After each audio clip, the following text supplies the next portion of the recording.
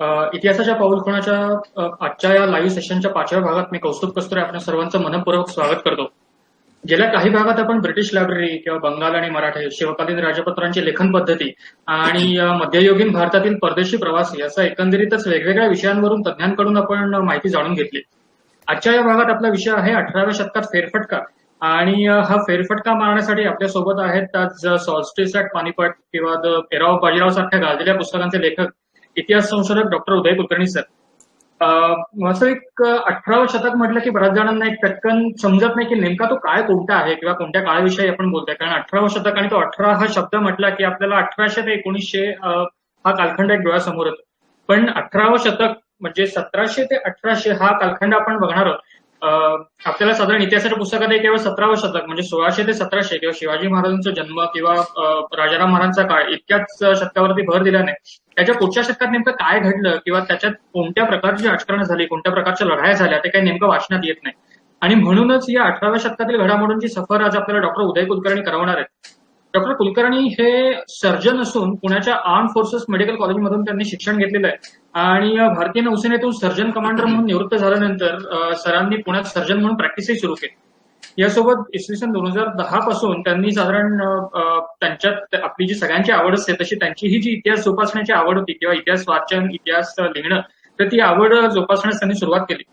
आपल्याकडे एक टिपिकल चित्र रंगवलं जातं की जे मराठ्यांचे इतिहासकार असतात जे फक्त मराठीत लिहितात आणि बाहेरच्या मराठीतर भाषांमध्ये किंवा इंग्रजी भाषेत त्यांचं लिखाण तेवढं होत नाही.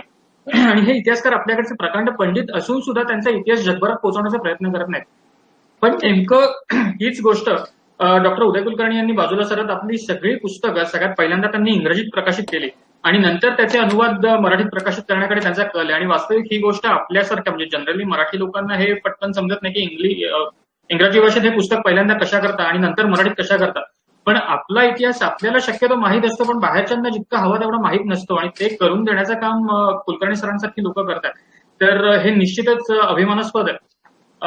त्यांची आतापर्यंतची पुस्तकं जी काही प्रकाशित झाली त्यापैकी सॉल्स्टिस ॲट पानिपत म्हणजे पानिपतचा जो एक वस्तुनिष्ठ वृत्तांत त्यांनी जो मांडला तो अत्यंत त्याच्यात सुरुवातीच्या काळात म्हणजे इनफॅक्ट अजूनही तो गाजलेला आहे.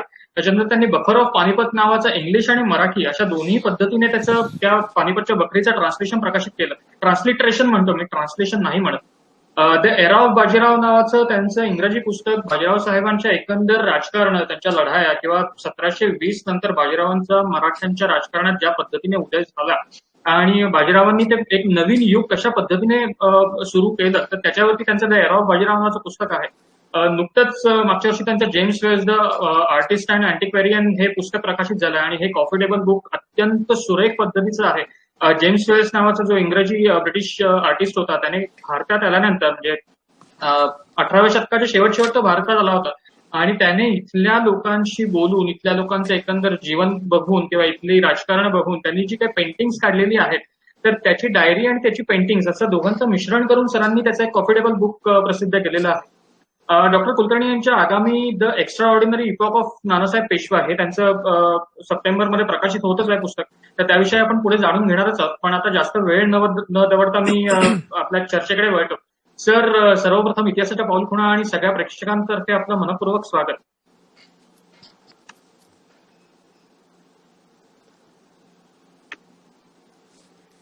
सर, माझा आवाज येतोय?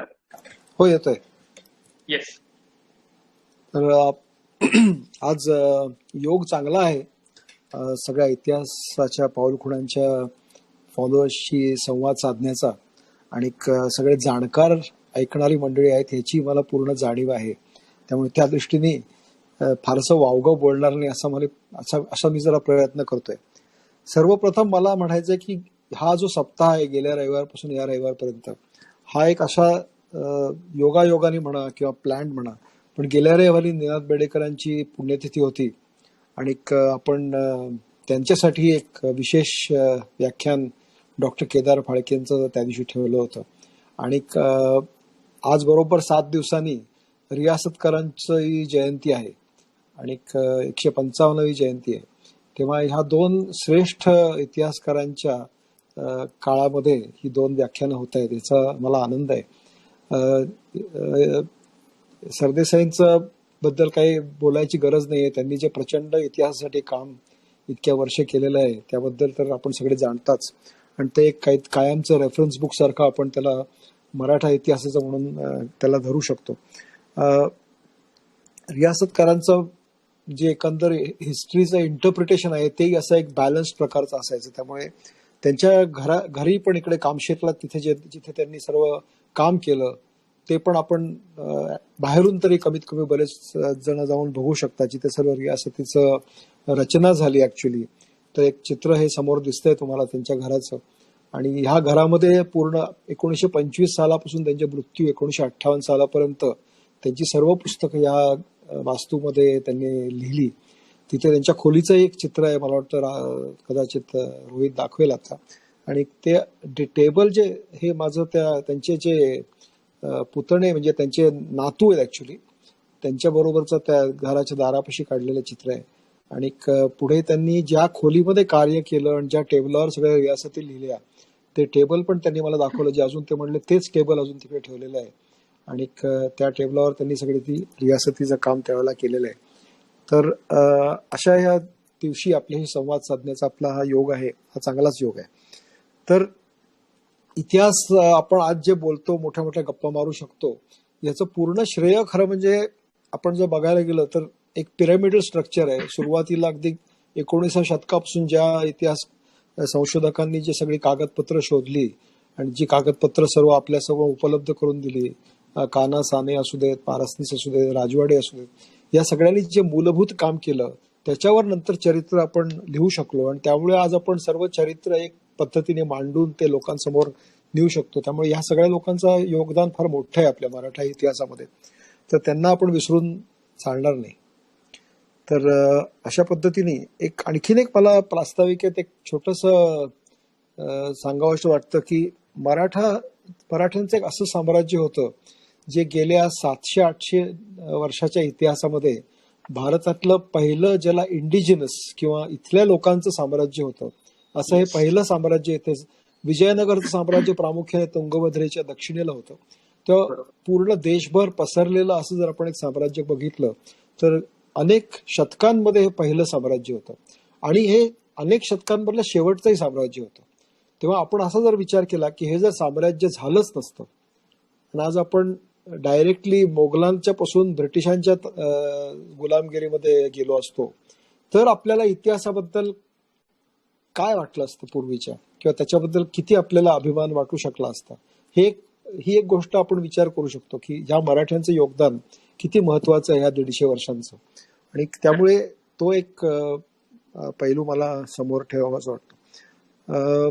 दुसरं आणखीन एक सांगायचं म्हणजे जनरल पॉइंट ऑफ व्ह्यू की इतिहासाकडे बघताना आपल्याला नेहमी ऑब्जेक्टिव्ह राहायला लागतं. आपण त्याच्यामध्ये इन्व्हॉल्व्ह झालो की एखादा चरित्र नायकाच्या प्रेमात पडलो तर काही काही आपली हातून अशी काही विधानं किंवा असं काही लेखन होऊ शकतं की जे इतिहासाचा विपर्यास आहे आणि जे खरं नाहीये.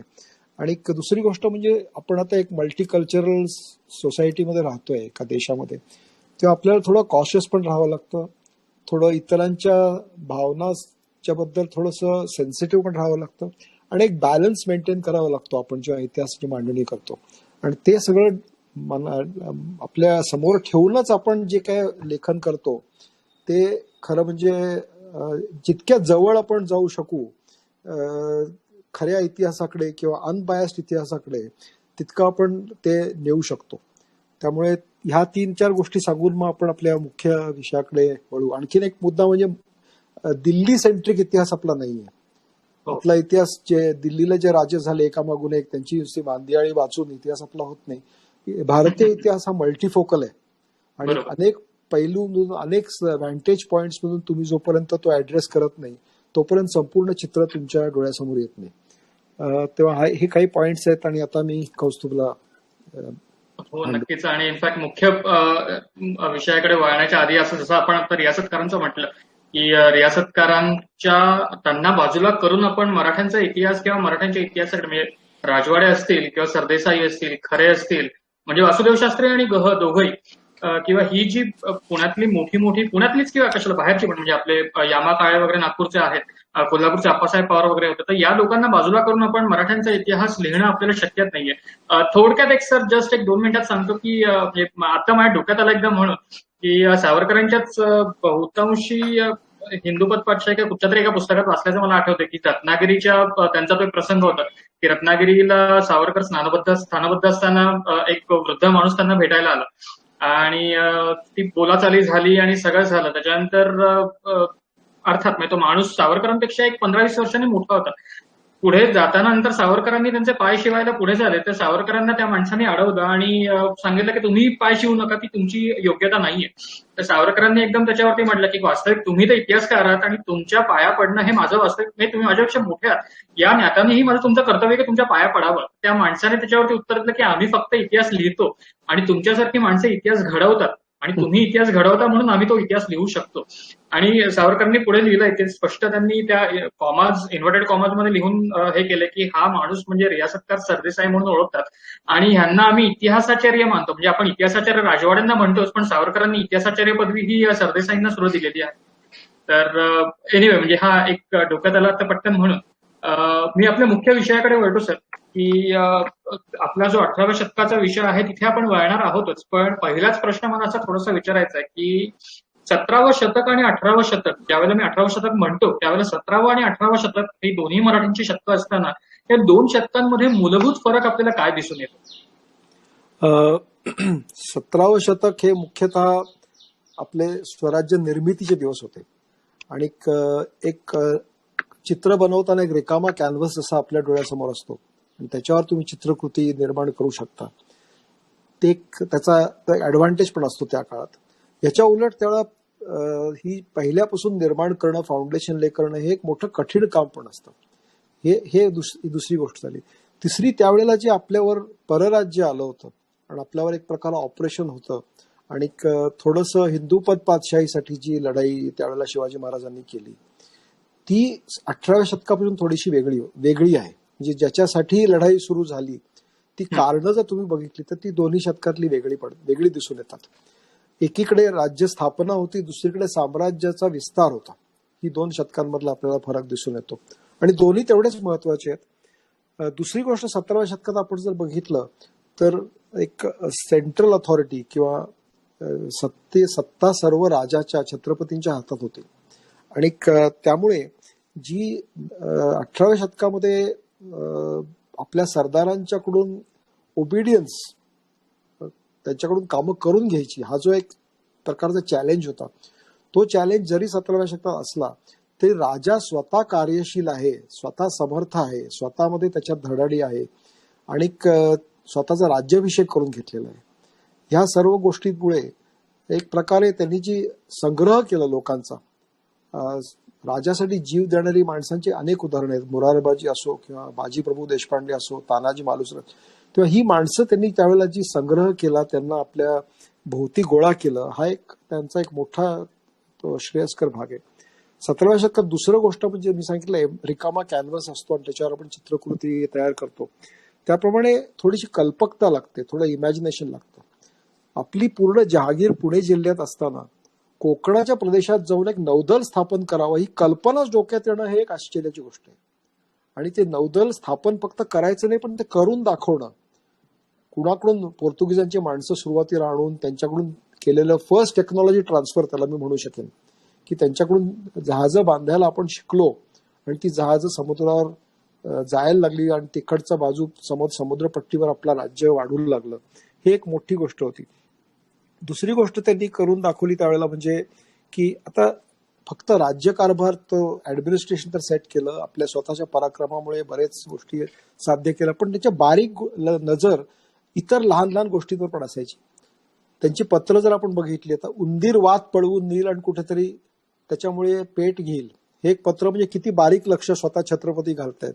किंवा वृक्षतोड करू नये, आपल्याला त्या लाकडाची गरज आहे जहाज बांधण्यासाठी, हे किती लहान गोष्ट आहे. किंवा एखाद्या आपल्या सरदाराला सांगतात की तिकडे मोगल येणार आहे तर सर्व प्रजेला घेऊन कोकणात निघून जा, हे एक उदाहरण आहे. किंवा त्यांनी भाषा शुद्धीसाठी प्रयत्न केला. आता हे पूर्ण कल्चरल ऍक्टिव्हिटी आहे की आपल्या भाषेमध्ये आलेले फारसी शब्द दूर करणे. हे शिवाजी महाराजांनंतर 20व्या शतकात सावरकरांनी केलं. मध्ये मध्ये कोणाला डोक्यात असं करावं असं विचार आला नाही. आणि राज्याभिषेकाची जी लक्षणं आहेत, राज्याभिषेक करून घेतला, आपल्या नावाची नाणी पाडली, ही जी त्यावेळेला त्यांनी एक शक सुरू केलं, ही जी राजाची लक्षणं आहेत ही त्यावेळेला त्यांनी सुरू केली. आणि एकाधिकार पद्धतीने आपल्या सेंट्रल ट्रेजरी मधून सैन्याला पगार देऊन जी पद्धत सुरू केली, वतनं नवीन दिली नाहीत, हे सगळे 17व्या शतकातले ठळक प्रामुख्याचे शिवाजी महाराजांच्या हयातीत आणि संभाजी महाराजांच्या हयातीत हे दोन गोष्टी जास्त प्रामुख्याने जाणवतात. 1690 नंतर त्यात थोडासा बदल गेला आणि तो बदल जी आहे तिथून आपला जो राज्यकारभार एक प्रकारे 17व्या शतकातला होता त्याची थोडीशी त्याच्यात बदल होत गेला. वतनं द्यायला लागू लागले. राजा हळूहळू कमकुवत होत गेला आणि इतर सरदारांच्यावर, सेनापती असू दे किंवा रामचंद्रपंत महात्ये असू देत, यांच्यावरचा एकंदर विश्वास किंवा त्यांच्याकडून कामगिरी जास्त करून घ्यावी लागली. आणि शाहू महाराजांच्या काळामध्ये सुरेंद्रनाथ सेनानी ते फार व्यवस्थित मांडलेलं आहे की राजा हा एक प्रकारे आपल्या सरदारांचा पेन्शनर झाला. कारण प्रत्येक ठिकाणचं रेव्हेन्यू गोळा करून त्या रेव्हेन्यू मधून एक प्रत्येक अंश इतके टक्के राजाकडे पोचते व्हायला लागले. पण राजा स्वतः बाहेर जाऊन मोहिमा करत नसे. तेव्हा हा एक मोठा बदल दोन्ही शतकांमध्ये आपण बघू शकतो. ओके. तर मी आता 18व्या शतकाकडे आपण वळताना पहिल्यांदा मला आपली पुस्तकं ही आहेत, त्यामुळे मी 18व्या शतकातले दोन मोठे आणि आपल्या पुस्तकांचे विषय म्हणून मी त्याच्याशी निगडीत काही विचारतो की बाजीराव आणि पानिपत, म्हणजे बाजीराव साहेब आणि पानिपत या दोन्ही विषयांवरती आपण लिखाण केलंय. तर आपल्याला म्हणजे 18व्या शतकाच्या पूर्वार्धातच पानिपत जरी आपण 1761 म्हटलं, ती शेवटची पुढची 10 वर्ष सेकंड हाफ मध्ये गेलेली आपण बघितली, तरी पण बाजीरावांचा सुरुवातीचा 1720 ते 40चा काळ आणि 40 ते 60चा पानिपतचा काळ, ही 20 वर्ष, हे दोन्ही कालखंड त्याच्यात आपल्याला काही फरक दिसून येतो का? किंवा बाजीरावांच्या सुरुवातीच्या काळातला आपण हे तिन्ही कालखंड घेऊया, 1700 ते 1720, 1720 ते 1740 आणि 1740 ते 1760. तर या 3 कालखंडांमध्ये आपल्याला काय कशी लिंक लागते किंवा कशा प्रकारे ते वेगवेगळे बदल घडत गेले?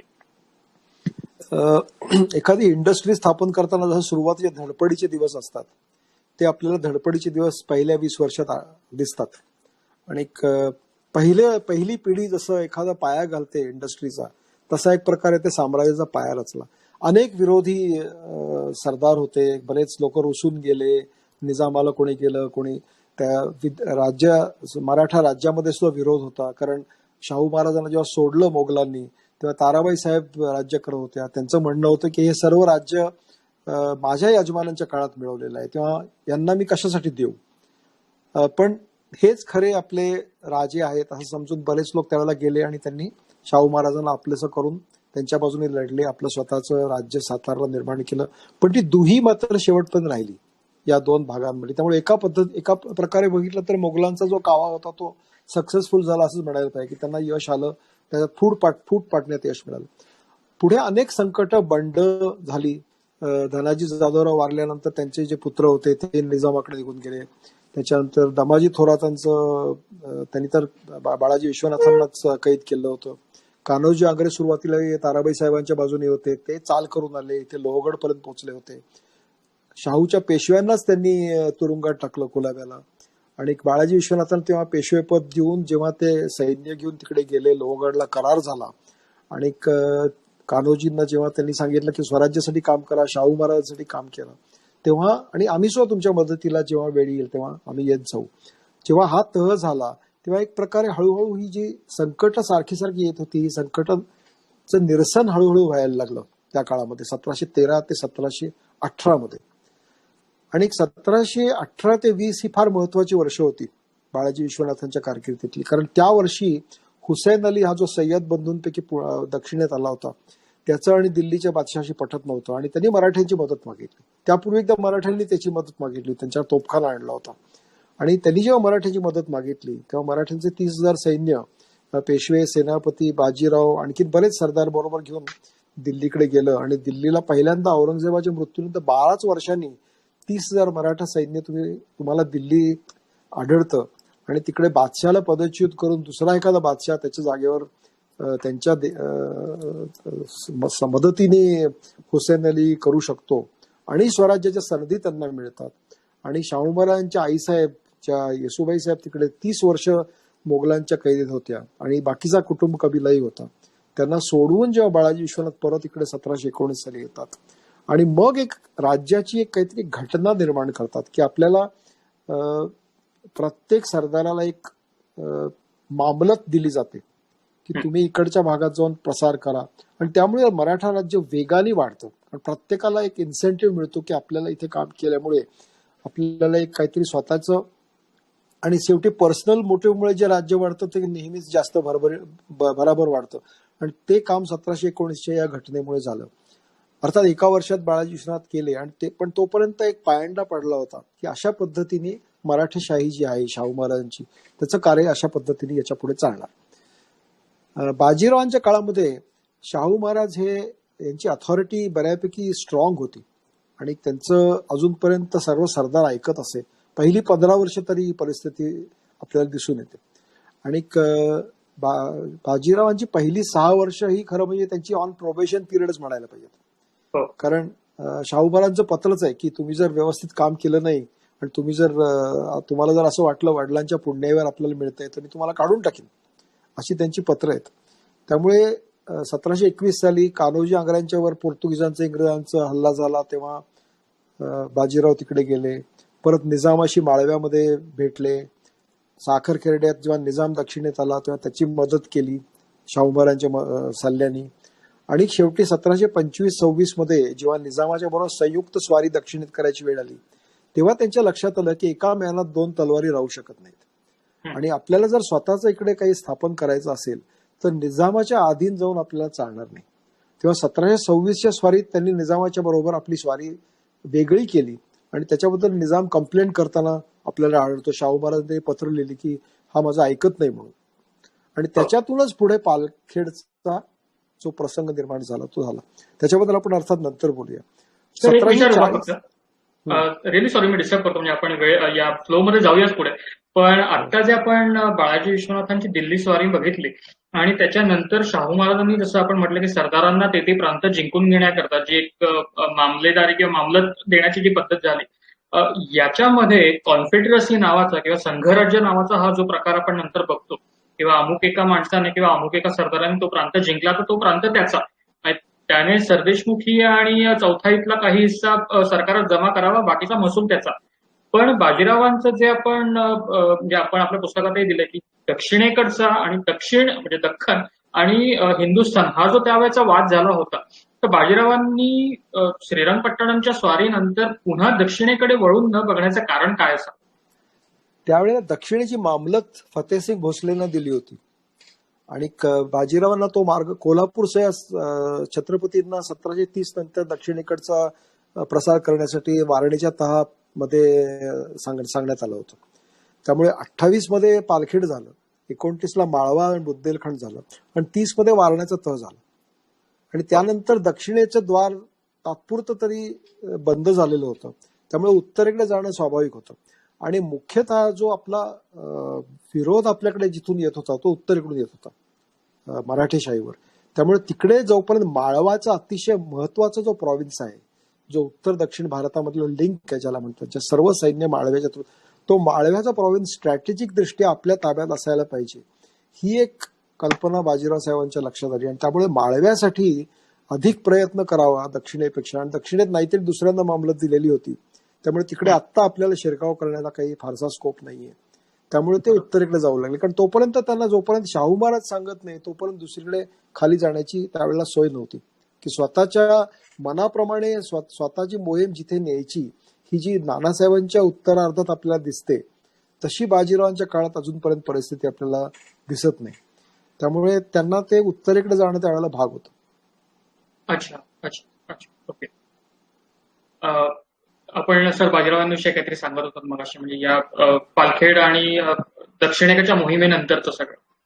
ह्या नंतर ते जेव्हा या सक्सेसफुल मोहिमा सुरुवातीच्या ज्या झाल्या पालखेडचं युद्ध तर फारच महत्वाचं होतं कारण त्यावेळेला पहिला म्हणजे इलेक्ट्रिफाईड द होल कंट्री असं म्हणायला हरकत नाही कारण निजाम हा अजेय सरदार सेनापती होता तोपर्यंत त्याला कोणी पराभूत केलेलं नव्हतं. त्याच्या 30 वर्षाच्या कारकिर्दीमध्ये त्याचा कधीच पराभव झाला नव्हता. आणि त्याच्यात कावेबाजपणा होता, नुसता समोरासमोर लढण्याचं. औरंगजेबाचा शिष्य होता तो एक प्रकारे. तेव्हा त्याला पालखेडला हरवणं हे एक मोठीच कामगिरी बाजीरावाची. म्हणजे 8 महिने एखादं मोहीम चालवून आणि त्याचं मला वाटतं नकाशा पण आहे की आपल्याकडे कुठे कुठे हालचाली त्यावेळेला पालखेडच्या झाल्या आणि कशा पद्धतीने जेव्हा त्यांना म्हणजे बाजीरावांच्या सगळ्या मोहिमांमध्ये आपल्याला काय दिसून येतं, काही काही ठळक वैशिष्ट्य आपण त्याच्यातले ओळखू शकतो. एक म्हणजे कधी लढाई करायची, कुठे लढाई करायची, कशी लढाई करायची आणि कधी लढाई करायची नाही, या सर्व गोष्टी त्यांना माहीत होत्या. त्यामुळे जेव्हा ते लढाईला उतरायचे तेव्हा सर्व तयारीनिशी सर्व गोष्टी योग्य आहेत तशा बोलच करायचे. पण हा असा एक अजेय सेनापती होता ज्यांनी 40 वर्षात एकही लढाई हरलेला नाही आपल्याला दिसत.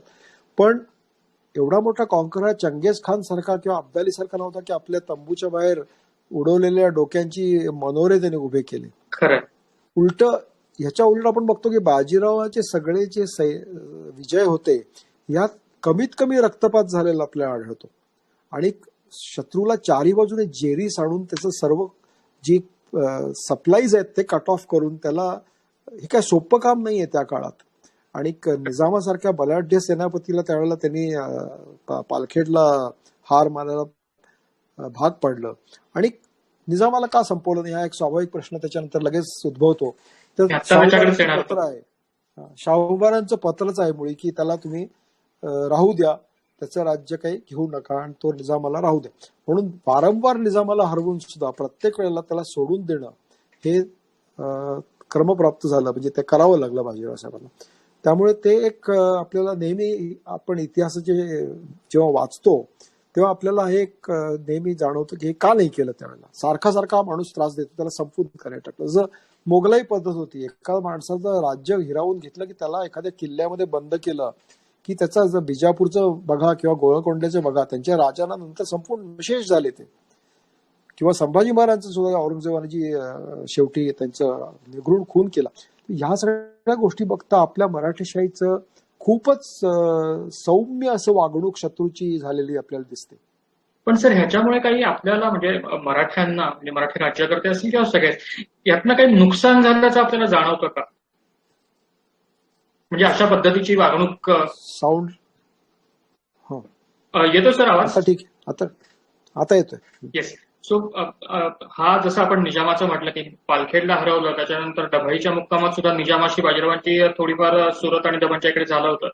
भोपाळचा मोठा संग्राम होता. पण प्रत्येक वेळेला निजामाला सोडून देणं किंवा वेगवेगळ्या सरदारांना सोडून देणं शत्रूच्या, याने आपलं काही नुकसान झालं असं पदोपदी जाणवतं का? किंवा शत्रूने आपल्याला लाईटली घेतलं की बाबा आपण मराठ्यांच्या हातात सापडलो तरी बाजीराव आपल्याला कायमचं सोडून देतो, म्हणजे तो तह करून देतो पण सोडून देतो, तो जीवाला काही अपाय करत नाही. साऊंड जातोय, तो साऊंड मध्येच जातोय, काहीतरी कॉन्टॅक्ट मध्ये प्रॉब्लेम येतो. तर मला प्रश्न कळला की शत्रूला असं वाटत होतं की बाजीराव आपला सोडून देईल. तशातला भाग नव्हता, कारण ते काय प्रेडिक्ट कोणी करू शकत नव्हते सैनिक युद्धात काय होऊ शकेल. उदाहरणार्थ 1729 मध्ये जेव्हा चिमाजी अप्पा माळव्याला गेले आणि समोरासमोर युद्ध झालं, 6 तास तुंबळ युद्ध झालं गिरधर बहादूर आणि दया बहादूरशी अमझेऱ्याला. आणि समोरासमोर युद्धामध्ये दोन्ही सेनापती मारले गेले. तेव्हा 1700 तरी लगेच पुढच्या वर्षी तुम्ही बघता की 2 मोगल सुभेदारांना चिमाजी अप्पांनी मारून टाकले. तेव्हा ही मराठा पॉलिसी होती असं काही शत्रूच्या मनात याचं कारण नाहीये. त्याच्यानंतर लगेच बुंदेलखंडाला जेव्हा ते गेले, बंगशला सोडून दिलं, पण त्याच्याकडून त्यांनी वधवून घेतलं की परत बुंदेलखंडात येणार नाही. जेव्हा छत्रसालावर मोहम्मद खान बंगशाने हल्ला केला आणि त्याचे ते फेमस पत्र आहे, जोगत ग्राह गजेंद्र की वोगत भई आहे आज, बाजी राख बुंदेलन की बाजी राखो लाज. आणि त्याच्यानंतर जेव्हा जैतपूरला जेव्हा बंगशाचा पराभव केला बाजीरावाने, तेव्हा काय बंगशाला मारणार नाही असं बंगशाला वाटलं नव्हतं, कारण तो त्यावेळेला किल्ल्यामध्ये पूर्णपणे त्यांच्या ताब्यात होता. बाजीराव हवं त्या दिशेला जाऊ शकला असता. त्याला सोडून दिलं हे त्याचं चांगुलपण आहे असं म्हणायला पाहिजे. आणि त्याच्यानंतर सुद्धा एक छत्रसालचं एक कवण आहे जे त्यांनी बाजीरावचं कौतुक केलंय, जे फारसं लोकांनी ऐकलं नसेल म्हणून मी सांगतोय की जगत द्वय उपजे ब्राह्मण भृगु एवं बाजीराव. म्हणजे जगात दोन आतापर्यंत ब्राह्मण झाले. भृगु म्हणजे परशुरामाचे म्हणजे वंशातले मूळ पुरुष. उनढायो राजपुतिया म्हणजे क्षत्रियांचा त्यांनी संहार केला. आणि इनढायो तुर्काव म्हणजे बाजीरावाने सर्व तुर्कांचा नाश केला. असे त्यांनी एक काव्य त्यावेळेला छत्रसालांनी रचलंय असं म्हटलं जातं. तेव्हा हे जे पराक्रम त्यांनी केले तेव्हा काही शत्रूला माहित नव्हतं की आपल्याला हा सोडून.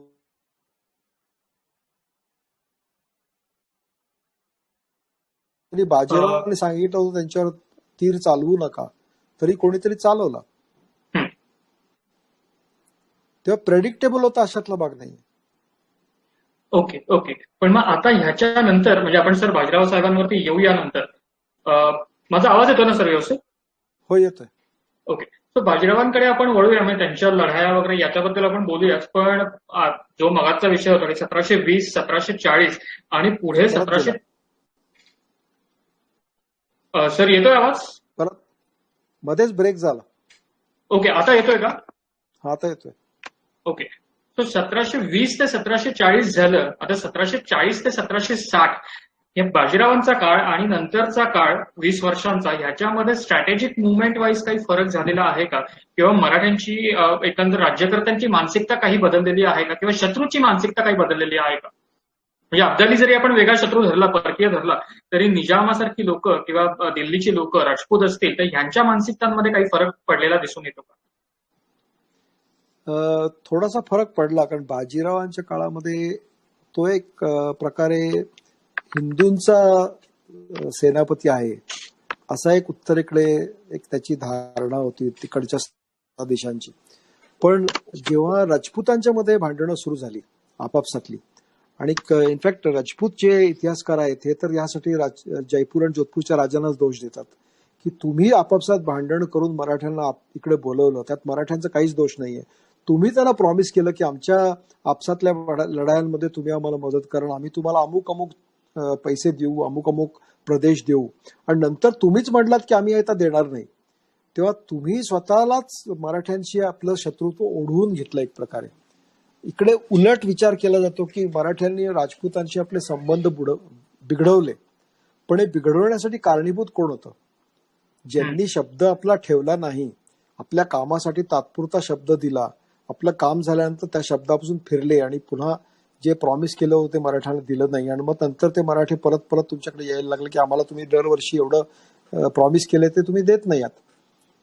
त्यामुळे एक प्रकारे तिकडे सवाई जयसिंगाच्या मृत्यूनंतर तिकडे एक थोडीशी रिलेशनशिप बिघडली. आणि दुसरं असं झालं की बाजीराव साहेबांना जवळजवळ 14 लाखाचं कर्ज होतं ते जेव्हा वारले. आणि बाजीरावांचे अनेक पत्र आहेत ज्यात त्यांना कर्जामुळे मला शिलेदारांच्या समोर कपाळ घासायला लागतंय अशी पत्र आहेत, की मला आता मृत्यू दिला तरी बरं होईल इतकी मी कर्जाने बेजार झालेलो आहे, अशी पत्र आहेत. तर नानासाहेबांना पहिलं काम जे होतं की त्यांना आधी राज्यावर आल्यानंतर 1740 साली पहिलं महत्वाचं कार्य होतं की कुठून तरी धन आपल्याला इकडे उपलब्ध केलं पाहिजे, की ही कर्जबाजारीपणा असणं किंवा सैन्य उभं करण्यासाठी सारखे पैसे उभं करण्यासाठी जायचं कुणाकडे. म्हणजे प्रत्येक वेळेला तुमचे जे नातेवाईक आहेत ते सावकार आहेत म्हणून त्यांच्याकडून पैसे सारखे घेणं, तरी ते आता बाबूजी नाईक सारखे त्यांचे नातेवाईक होते. पण बाबूजी नाईकांनी नानासाहेबांच्या घरासमोर धरण्यावर बसायला एक ब्राह्मण ठेवला होता, आणि त्यांचं कर्ज किती होतं? 14 लाखापैकी 36,000 रुपये.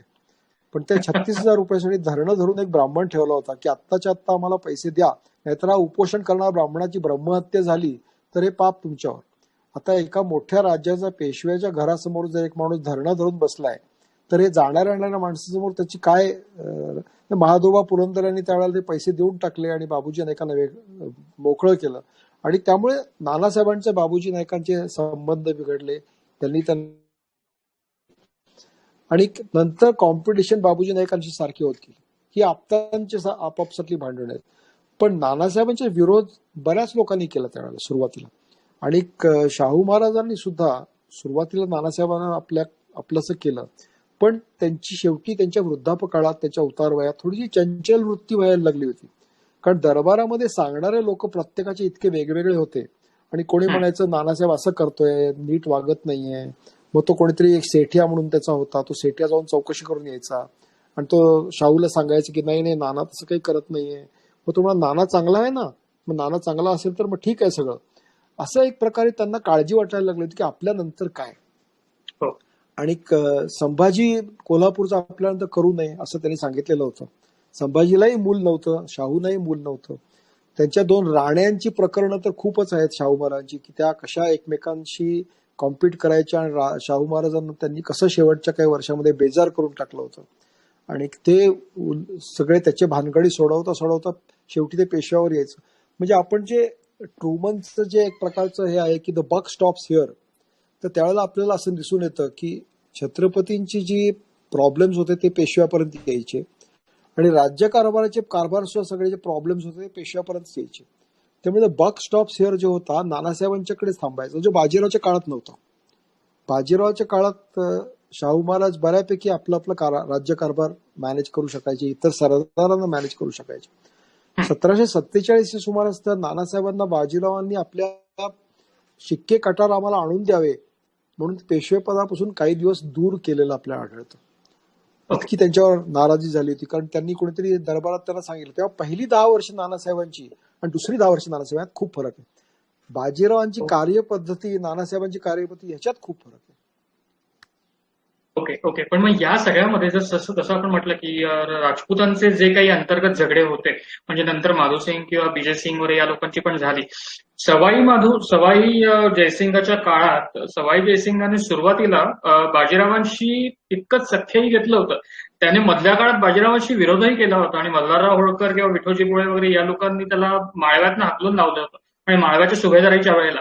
तर सवाई जयसिंगाची नेमकी मानसिकता काय होती? त्याला नेमकं दिल्लीच्या दरबारात वजन प्रस्थापित करायचं होतं की त्याला मराठ्यांची खरंच मदत हवी होती, की नेमकं त्याला काय वाटत होतं? सवाई जयसिंगांचं चरित्र तुम्ही बघितलं तर फार 1700 साली औरंगजेबाच्या काळी त्यांची अगदी थोडकी त्यांची मनसब होती आणि त्याच्यानंतर ती मनसब हळूहळू वाढत गेली आणि 1715च्या नंतर त्यांचं वजन दरबारात वाढायला लागलं.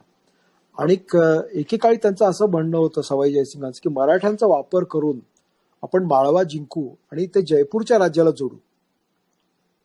त्यामुळे सुरुवातीला जे प्रोत्साहन मराठ्यांना सवाई जयसिंग देत होते ते ह्या कारणासाठी देत होते की त्यामुळे आपल्याला जयपूरचं राज्य वाढवता येईल आणि माळव्यावर मी सुभेदार होईल. जेव्हा त्यांच्या लक्षात आलं की बाजीरावाला कंट्रोल करणं इतकं सोपं नाहीये, की त्यांना मी वापरून त्यांच्याकडून जिंकून प्रदेश आपल्या नावाखाली करून घेईन, तर ते शक्य नाहीये. तेव्हा त्यांनी आपला एकंदर अप्रोच बदलला, आपली स्ट्रॅटेजी बदलली आणि त्यांनी मग मुघल दरबारात सांगितलं की आपण बाजीरावाला को ऑप्ट करू किंवा आपल्या बाजूने लढायला सांगू. आणि मोगलांचे जसं मनसबदारी होती तसं त्याला एक काहीतरी त्यांना पाहिजे तो प्रदेश देऊ का पाहिजे तेवढे पैसे देऊ आणि आपल्यासाठी त्याला लढायला सांगू. म्हणजे आपल्या विरुद्ध लढणार नाही हा पहिला फायदा आणि आपल्या बाजूनी लढून आपल्या शत्रूंचा पादाक्रांत करायला दुसरा फायदा. अशी एक स्ट्रॅटेजी इथं खान दौरान आणि सवाई जयसिंग एका बाजूला आणि बाकीचे तुरानी जे नोबल्स होते दुसऱ्या बाजूला, अशी 2 फूट त्यावेळेला दिल्ली दरबारात पडलेली आपल्याला दिसते. तेव्हा हे सवाई जयसिंगने आपलं अप्रोच हळूहळू बदलत केलं आणि 1740 नंतर तेव्हा जेव्हा वार्धक्य आलं तेव्हा त्यांच्या लक्षात आलं की आता माळव्याचा सुभा हा मराठ्यांना देण्याशिवाय काही पर्याय नाही. तेव्हा 1741 साली आधी महम्मद शहानी जयसिंगांना सांगितलं की तुम्ही जाऊन मराठ्यांची लढा आणि सादत खान नाही त्यावेळेला सफदरजंग होता, त्याला तुम्ही बोलवा अवधून आणि तुम्ही दोघं मिळून नानासाहेबांना विरोध करायचा. तर सफदरजंग आलाच नाही. आणि जेव्हा नानासाहेब ढोलपूरला गेले तेव्हा सवाई जयसिंगांनी आपला अप्रोच बदलला आणि मैत्रीने त्यांना भेटायला गेले की मित्रासारखे. 15 लाख रुपये त्यांच्या खर्चासाठी दिले, माळव्याची सनद त्यांना दिली आणि असा अप्रोच त्यांनी त्यावेळेला आपला बदलला. तेव्हा हे रिलेशन्स मराठ्यांचं सवाई जयसिंगचं असं बदलत गेलं. जसं मराठ्यांचं सामर्थ्य वाढत गेलं तसं सवाई जयसिंगच्या स्वतःबद्दलच्या ज्या आपलं राज्य वाढवण्याच्या ज्या कल्पना होत्या त्या हळूहळू कमी होत गेल्या असं आपल्याला दिसतं. ओके ओके सर, याला जोडून फक्त एक प्रश्न मला थोडासा मनात आला म्हणून विचारायचं.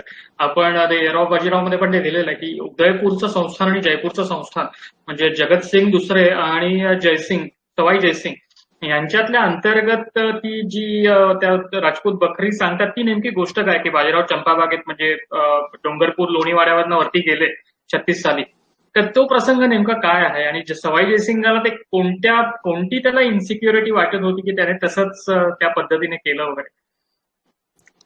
बऱ्याचशा गोष्टी बखरीवर आहेत, म्हणजे त्या पत्रोपत्री नाही आहेत. कारण आपण जी पत्र बघितली तर त्याच्यामध्ये दोघांचे खूप प्रेमाचे संबंध दिसतात. आणि पण बाजीराव साहेब हा एक सैनिक होता मूळचा, आणि त्यामुळे जेव्हा त्यांनी जयपूरमध्ये गेला आणि हे आता वीर विनोद आणि या सगळ्या 18व्या शतकातल्या 19व्या शतकातल्या पुस्तकात आपल्याला आढळतं की ही कशी भेट झाली आणि जयसिंगाला त्यांनी मांडीला मांडी लावून गुडघ्याला गुडघा टेकून कसे बसले आणि हुक्क्याचा धूर त्याच्या तोंडावर सोडला.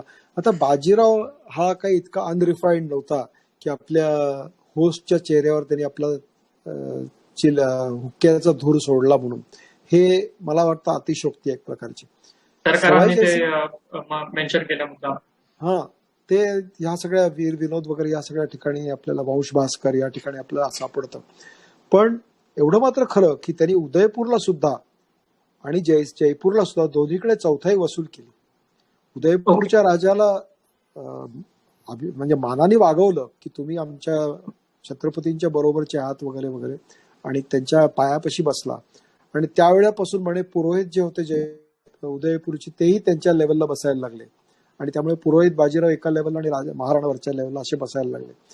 आणि पण जेव्हा ते चंपाबागेत जायला लागले ते म्हटले माझ्या विरोधात काहीतरी कोणते कट केलेलं आहे, आणि त्यामुळे आता कट केला तर मी आता सोडणार नाही, मला आधी 2.5 लाख रुपये द्या की मला मारण्याचं तुम्ही कट केलाय म्हणून.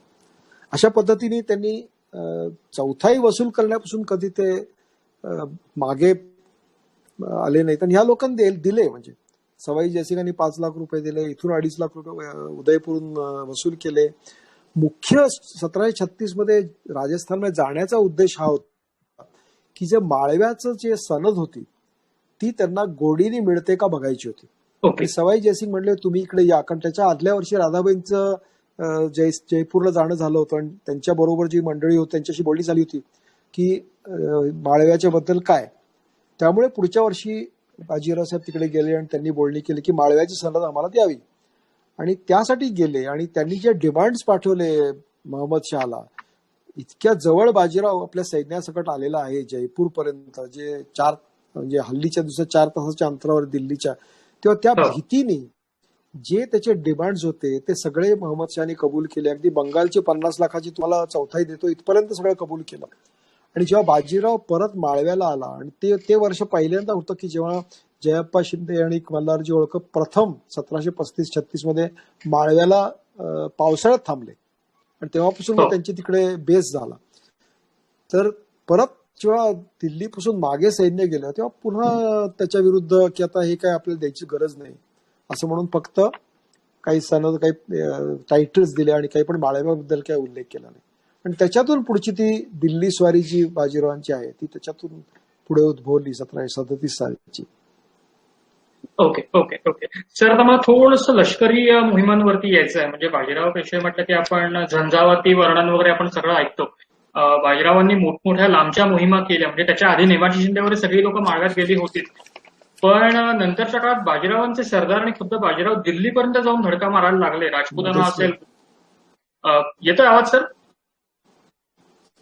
काटतोय. ओके मध्येच कट होतोय. अच्छा, कंटिन्युअसली येतोय माझा आवाज आता मी बोलतोय तर? ओके. तर बाजीरावांच्या काळात ज्या या मोठमोठ्या मोहिमा होत होत्या, म्हणजे दिल्ली असेल, बुंदेलखंड असेल, राजपुताना असेल, माळवा असेल, या लांबच्या मोहिमांमध्ये आपल्याला वेगळं काही दिसतं का? किंवा या प्रदीर्घ मोहिमा ज्या वेळेला व्हायच्या त्यावेळेला नेमकं ह्याची मॅनेजमेंट कशा पद्धतीने केली जायची?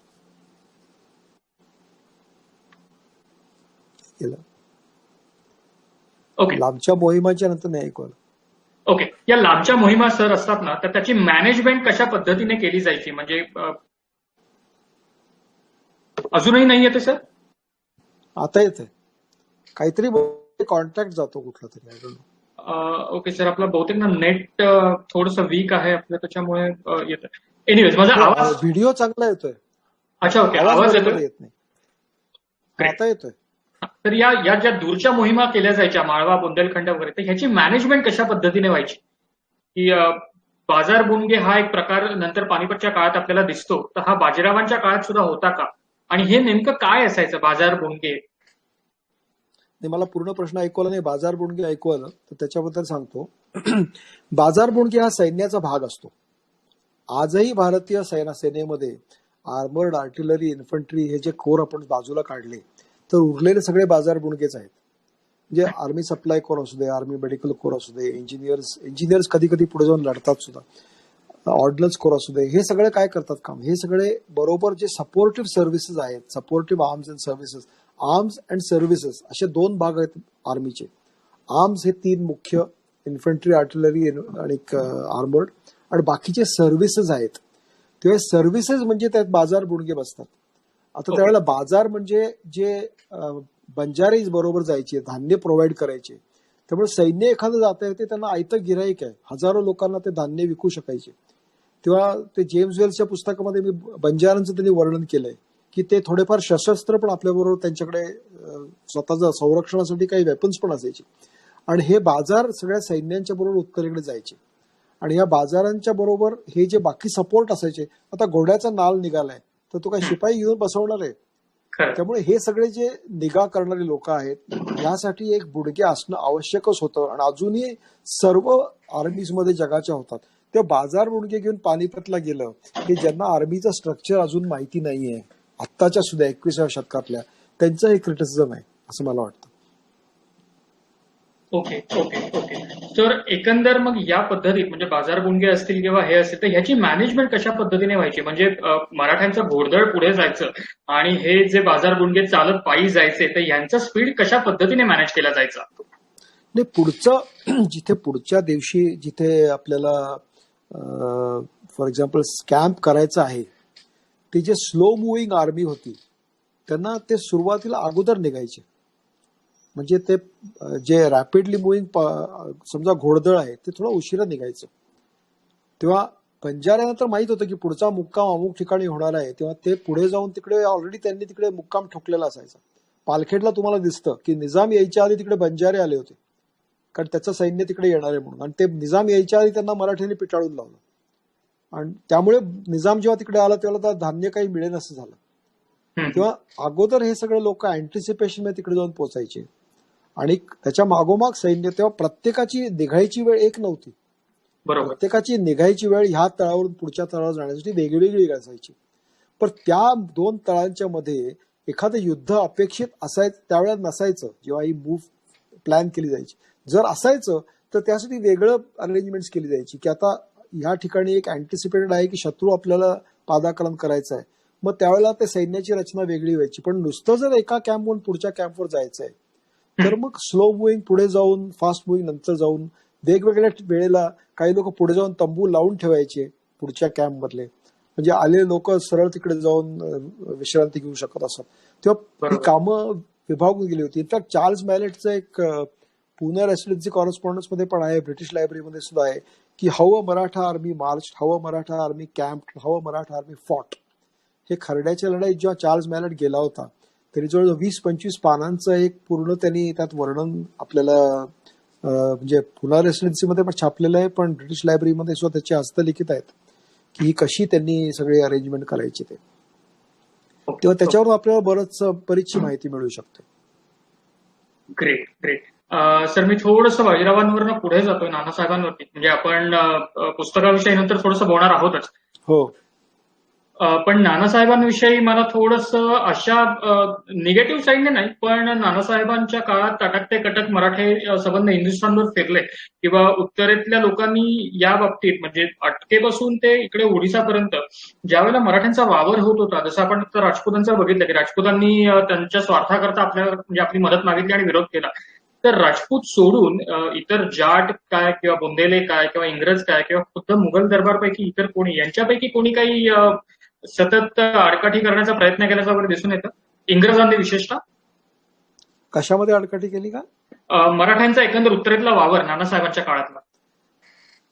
नानासाहेबांच्या काळापर्यंत अशी परिस्थिती की मराठे सर्वात शक्तिशाली सत्ता भारतातली झालेली होती.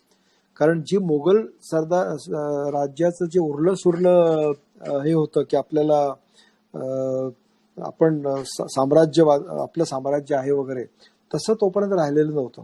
आणि एक प्रकारे त्यांना माळव्याची लगेच सनद का मिळाली, कारण ते इतके अशक्त झाले होते.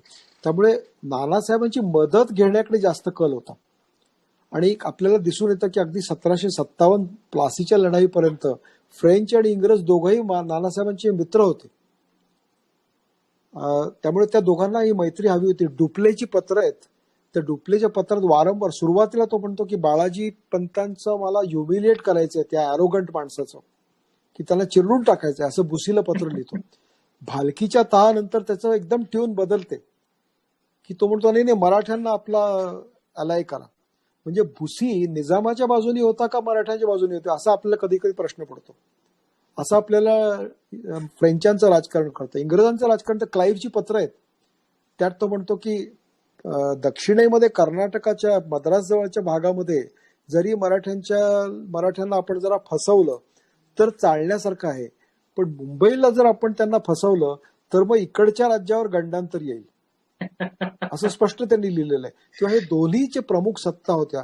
इनफॅक्ट 1756 सालचं एक पत्र आहे, 55-56 सालचं, की नानासाहेब इंग्रजांशी तह झालेला आहे आणि डच अँबॅसेडर त्यावेळेला पुण्याला आलाय आणि नानासाहेब म्हणतात की हा डच अँबॅसेडर आलाय त्यालाही आपण आपल्या बाजूने करून घेऊ, अग्रीमेंट त्याची होत असेल तर त्याला मग रामाजी महादेवचं उत्तर येतं, नाही त्या डच म्हणतात आम्हाला वसईला वखारीला जागा द्या, ती आपल्याला त्यांना मुळीच द्यायची नाही, आपण त्यांना वखारी जागा द्यायची तर गोव्याजवळ वखारीची जागा देऊ. तेव्हा ही सगळी लोक त्यावेळेला मराठ्यांशी मित्रता इच्छित होती, की हे सगळ्यात प्रबळ शक्ती आहे, तेव्हा आपल्याला यांच्याशी मैत्री करायची आहे. आणि त्यामुळे नानासाहेबांना राजकारण जे आहे किंवा ते नानासाहेबांचं एक फार प्रख्यात पत्र आहे जे दत्ताजी शिंदेना त्यांनी लिहिले. त्यात त्यांनी स्वतःच एक दोन त्याच्यातले डिस्टिंग्विशिंग फॅक्टर्स लिहिलेत की आपलं राज्य कसं करावं एखाद्या सरदाराने. जेव्हा जयप्पा शिंदेचा खून झाला नागोरला, जेव्हा ते जोधपूरच्या विरुद्ध मोहीम करत होते आणि त्यावेळेला त्यांचा जोधपूरचे वकील बोलणी करायला आले आणि जयप्पांचा खून केला, तेव्हा दत्ताजी शिंदेना नानासाहेबांनी एक पत्र लिहिलेलं आहे जे अगदी वाचनीय आहे, की ज्यात ते म्हणतात की तुम्ही आता या जोधपूरचा जो नाद आहे हा सोडून द्या. मी 5-6 महिने जयप्पांना लिहितोय की पहिली लढाई आपण जिंकल्यानंतर तह करावा, कारण त्यावेळेला तुमचा दबाव शत्रूवर असतो, जे आपल्या पदरात पडेल ते घालून घ्यावं. तो रामसिंग जो आहे, जो हे ज्याच्यासाठी लढताय त्याला थोडासा भाग देऊन टाकावा आणि प्रकरण तिथे मिटवावं. पण त्यावेळेला जयप्पा शिंदे म्हणले नाही, मी ह्या पूर्ण त्याचा नायनाटच करणार. तर दत्ताजीनं ते लिहितात नानासाहेब की आता तुम्ही आता सरदारकी बघताय तर शिपाईगिरी सोडून आता सरदारगिरी करायला लागा. नुसती शिपाईगिरी करून चालणार नाही, ह्याच्यात तुम्हाला थोडे स्ट्रॅटेजी आणि टॅक्टिक्स पण वापरायला पाहिजेत तुमच्या शत्रूला पादाक्रांत करायला.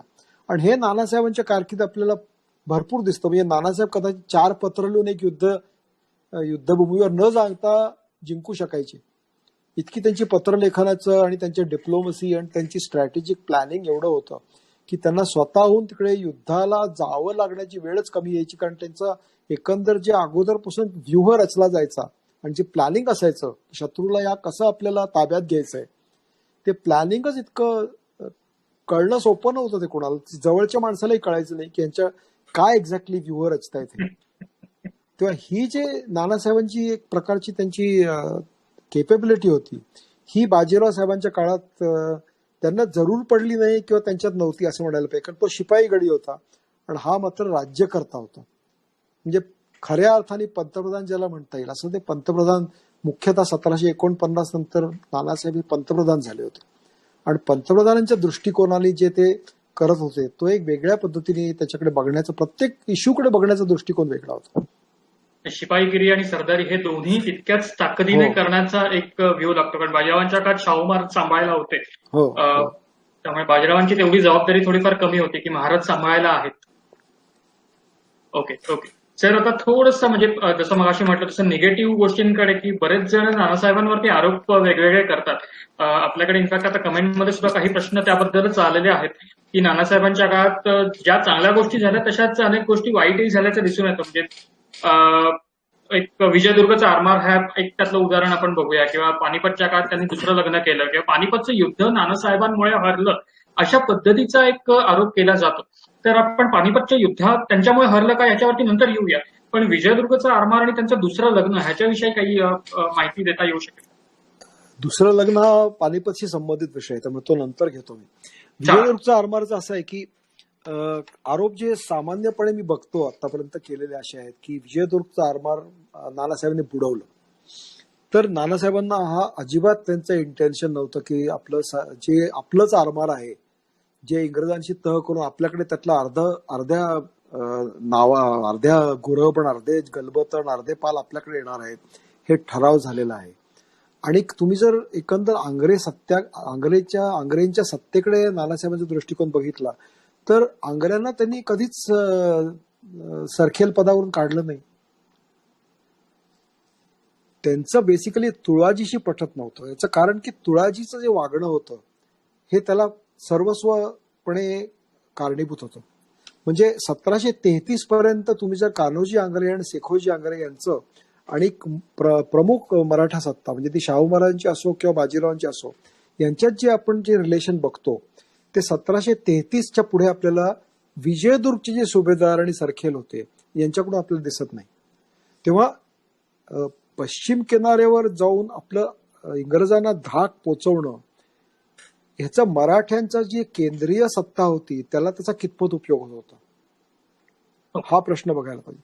पंतप्रधान किंवा राजा, आता संभाजी आंग्रेंचं पत्र आहे की जेव्हा शाहू महाराजांचे वकील त्यांना जाऊन भेटायला जातात तेव्हा ते म्हणतात की कोकणात राजर्षींचं काय काम, अर्ध कोकण शामलाचं, अर्ध कोकण आमचं, त्यांचं इथे काय काम, असं प्रत्यक्ष शाहू महाराजांच्या बद्दल त्यांचं बोलणं झालेलं.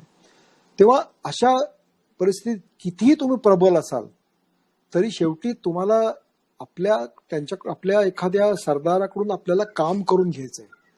पण जर सरदारच तुम्हाला जुमारत नाही आणि तुमची आज्ञा पाळत नाही तर पंतप्रधानांनी काय करावं अशा वेळेला? जर पोर्तुगीजांच्या बरोबर आपण तह करू आणि वसईवर हल्ला करू असं जर कोणी तह करायला लागले तर त्याला आपण काय करायचं? किंवा मराठ्यांचं जे शंकराजी केशव फडक्यांचं पत्र आहे, जे वसईचे सुभेदार होते, की 1750चं पत्र आहे की आमचेच जे व्यापारी आहेत आमचंच सामान घेऊन जात आहेत, आमचाच माल तिकडे, आमचीच जहाजं अडवून त्यांच्याकडून पासपोर्ट मागितला जातोय, मग हे स्वराज्याची नौसेना आहे का नाही? म्हणजे ह्याला तुम्ही कसं टॅकल करायचं असं तो प्रश्न विचारतोय की आमचे व्यापारी धंदा कसा करणार. असंही त्यात तो वाक्य म्हणतोय की त्यांचा स्वतःचा तर धंदा काहीच नाहीये, त्यास काही व्यापार करत नाहीत, पण आमचा व्यापार होऊ देत नाहीत. असं एक प्रकारचं त्यावेळेला परिस्थिती झाली.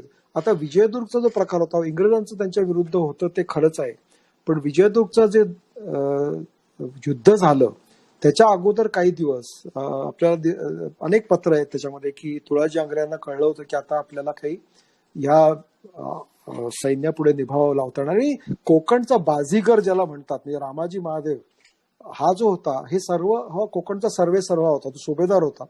नानासाहेब कोकणात आलेच नाहीत. 1740 नंतर नानासाहेबांचं कोकणात वावर आपल्याला दिसत नाही.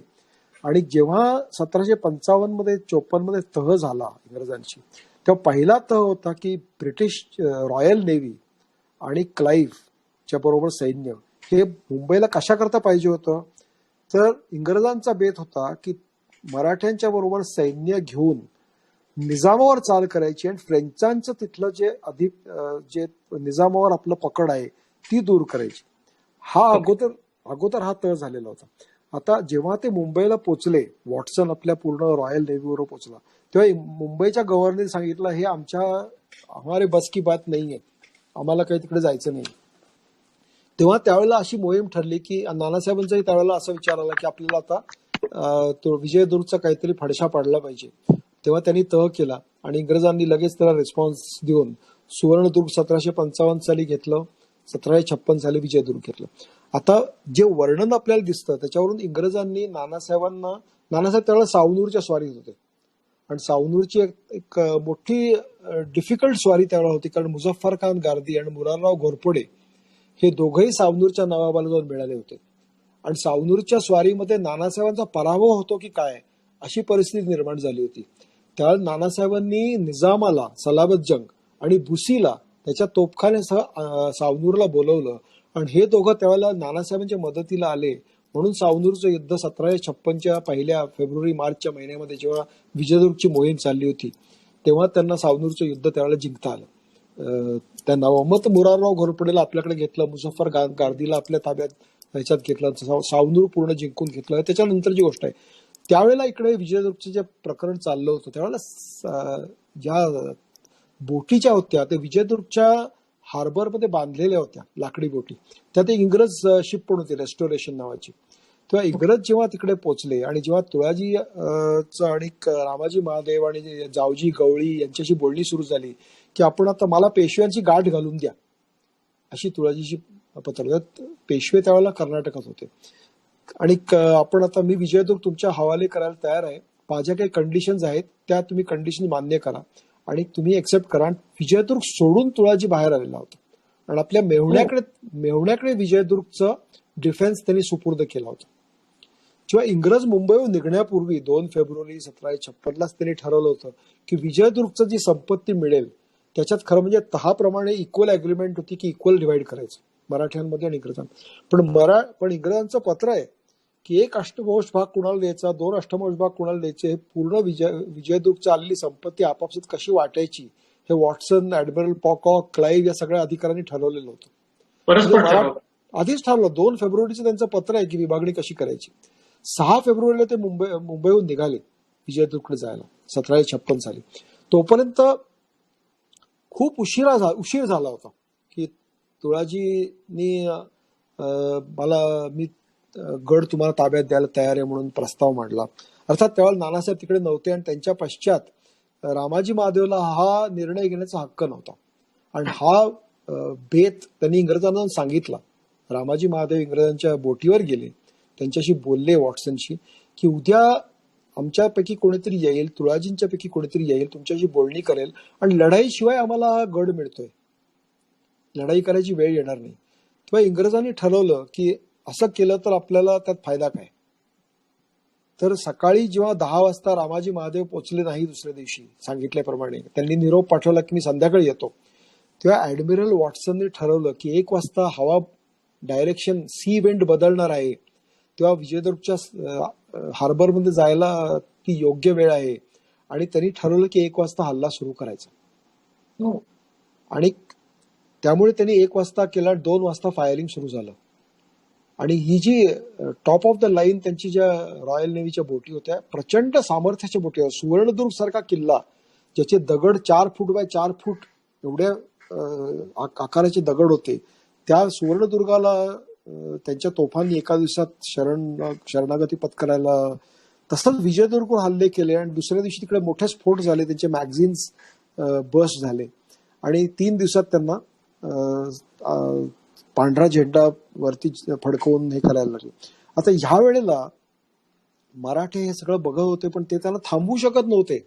आणि या पहिल्या दिवशीच्या लढाईमध्ये स्पष्ट असा उल्लेख आहे की 1 गोळा एका मराठ्याच्या घुरबवर पडला जी तिकडे बांधून ठेवलेली होती आणि त्या घुरबेमध्ये तो पडल्यानंतर तिथे जो ज्वालाग्राही पदार्थ होता तो त्याचा स्फोट झाला आणि तो स्फोट झाल्यामुळे त्याचे तुकडे अनेक जहाजांच्यावर जाऊन पडले आणि त्यामुळे ह्या सगळ्या जहाजांनी पेट घेतला.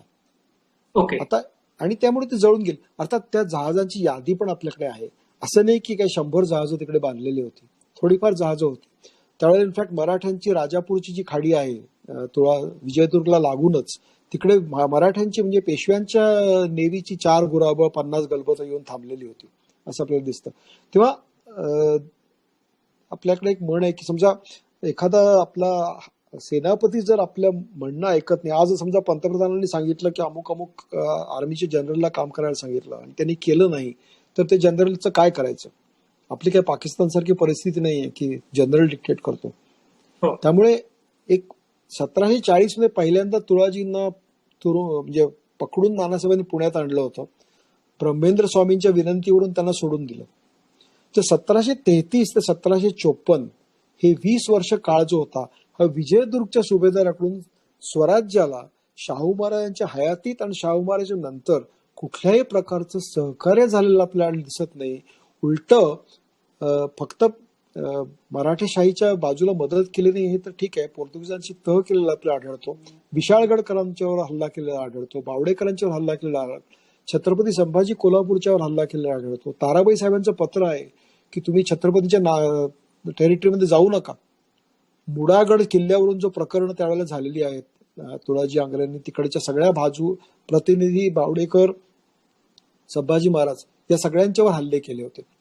त्यांच्या स्वतःचा बंधू जे होते आप्पाजी आंग्रे हे त्यांच्या विरुद्ध लढत होते. तेव्हा ह्या सगळ्या गोष्टी आपण जेव्हा बघतो तेव्हा प्रत्येक गोष्ट ब्लॅक अँड व्हाईट नसते, त्याच्यात ग्रे एरियाज असतात आणि प्रत्येक माणसाच्या कृतीमध्ये सुद्धा ग्रे एरिया असतात. पण तुम्हाला त्याच्यानंतर 3 गोष्टी मी सांगतो. एक म्हणजे तुळाजींना तुरुंगात ठेवलं, पण त्याच्यानंतर आंग्र्यांची सत्ता कमी झाली नाही, कारण अंग्रेज परत सरखेल राहिले. मराठ्यांनी परत आपलं जे नौदल होतं ते स्थापन केलं. आपल्याला अगदी पहिल्या अँग्लो मराठा वॉरमध्ये सुद्धा इंग्रजांची एक बोट पकडल्याची पत्र सापडतात.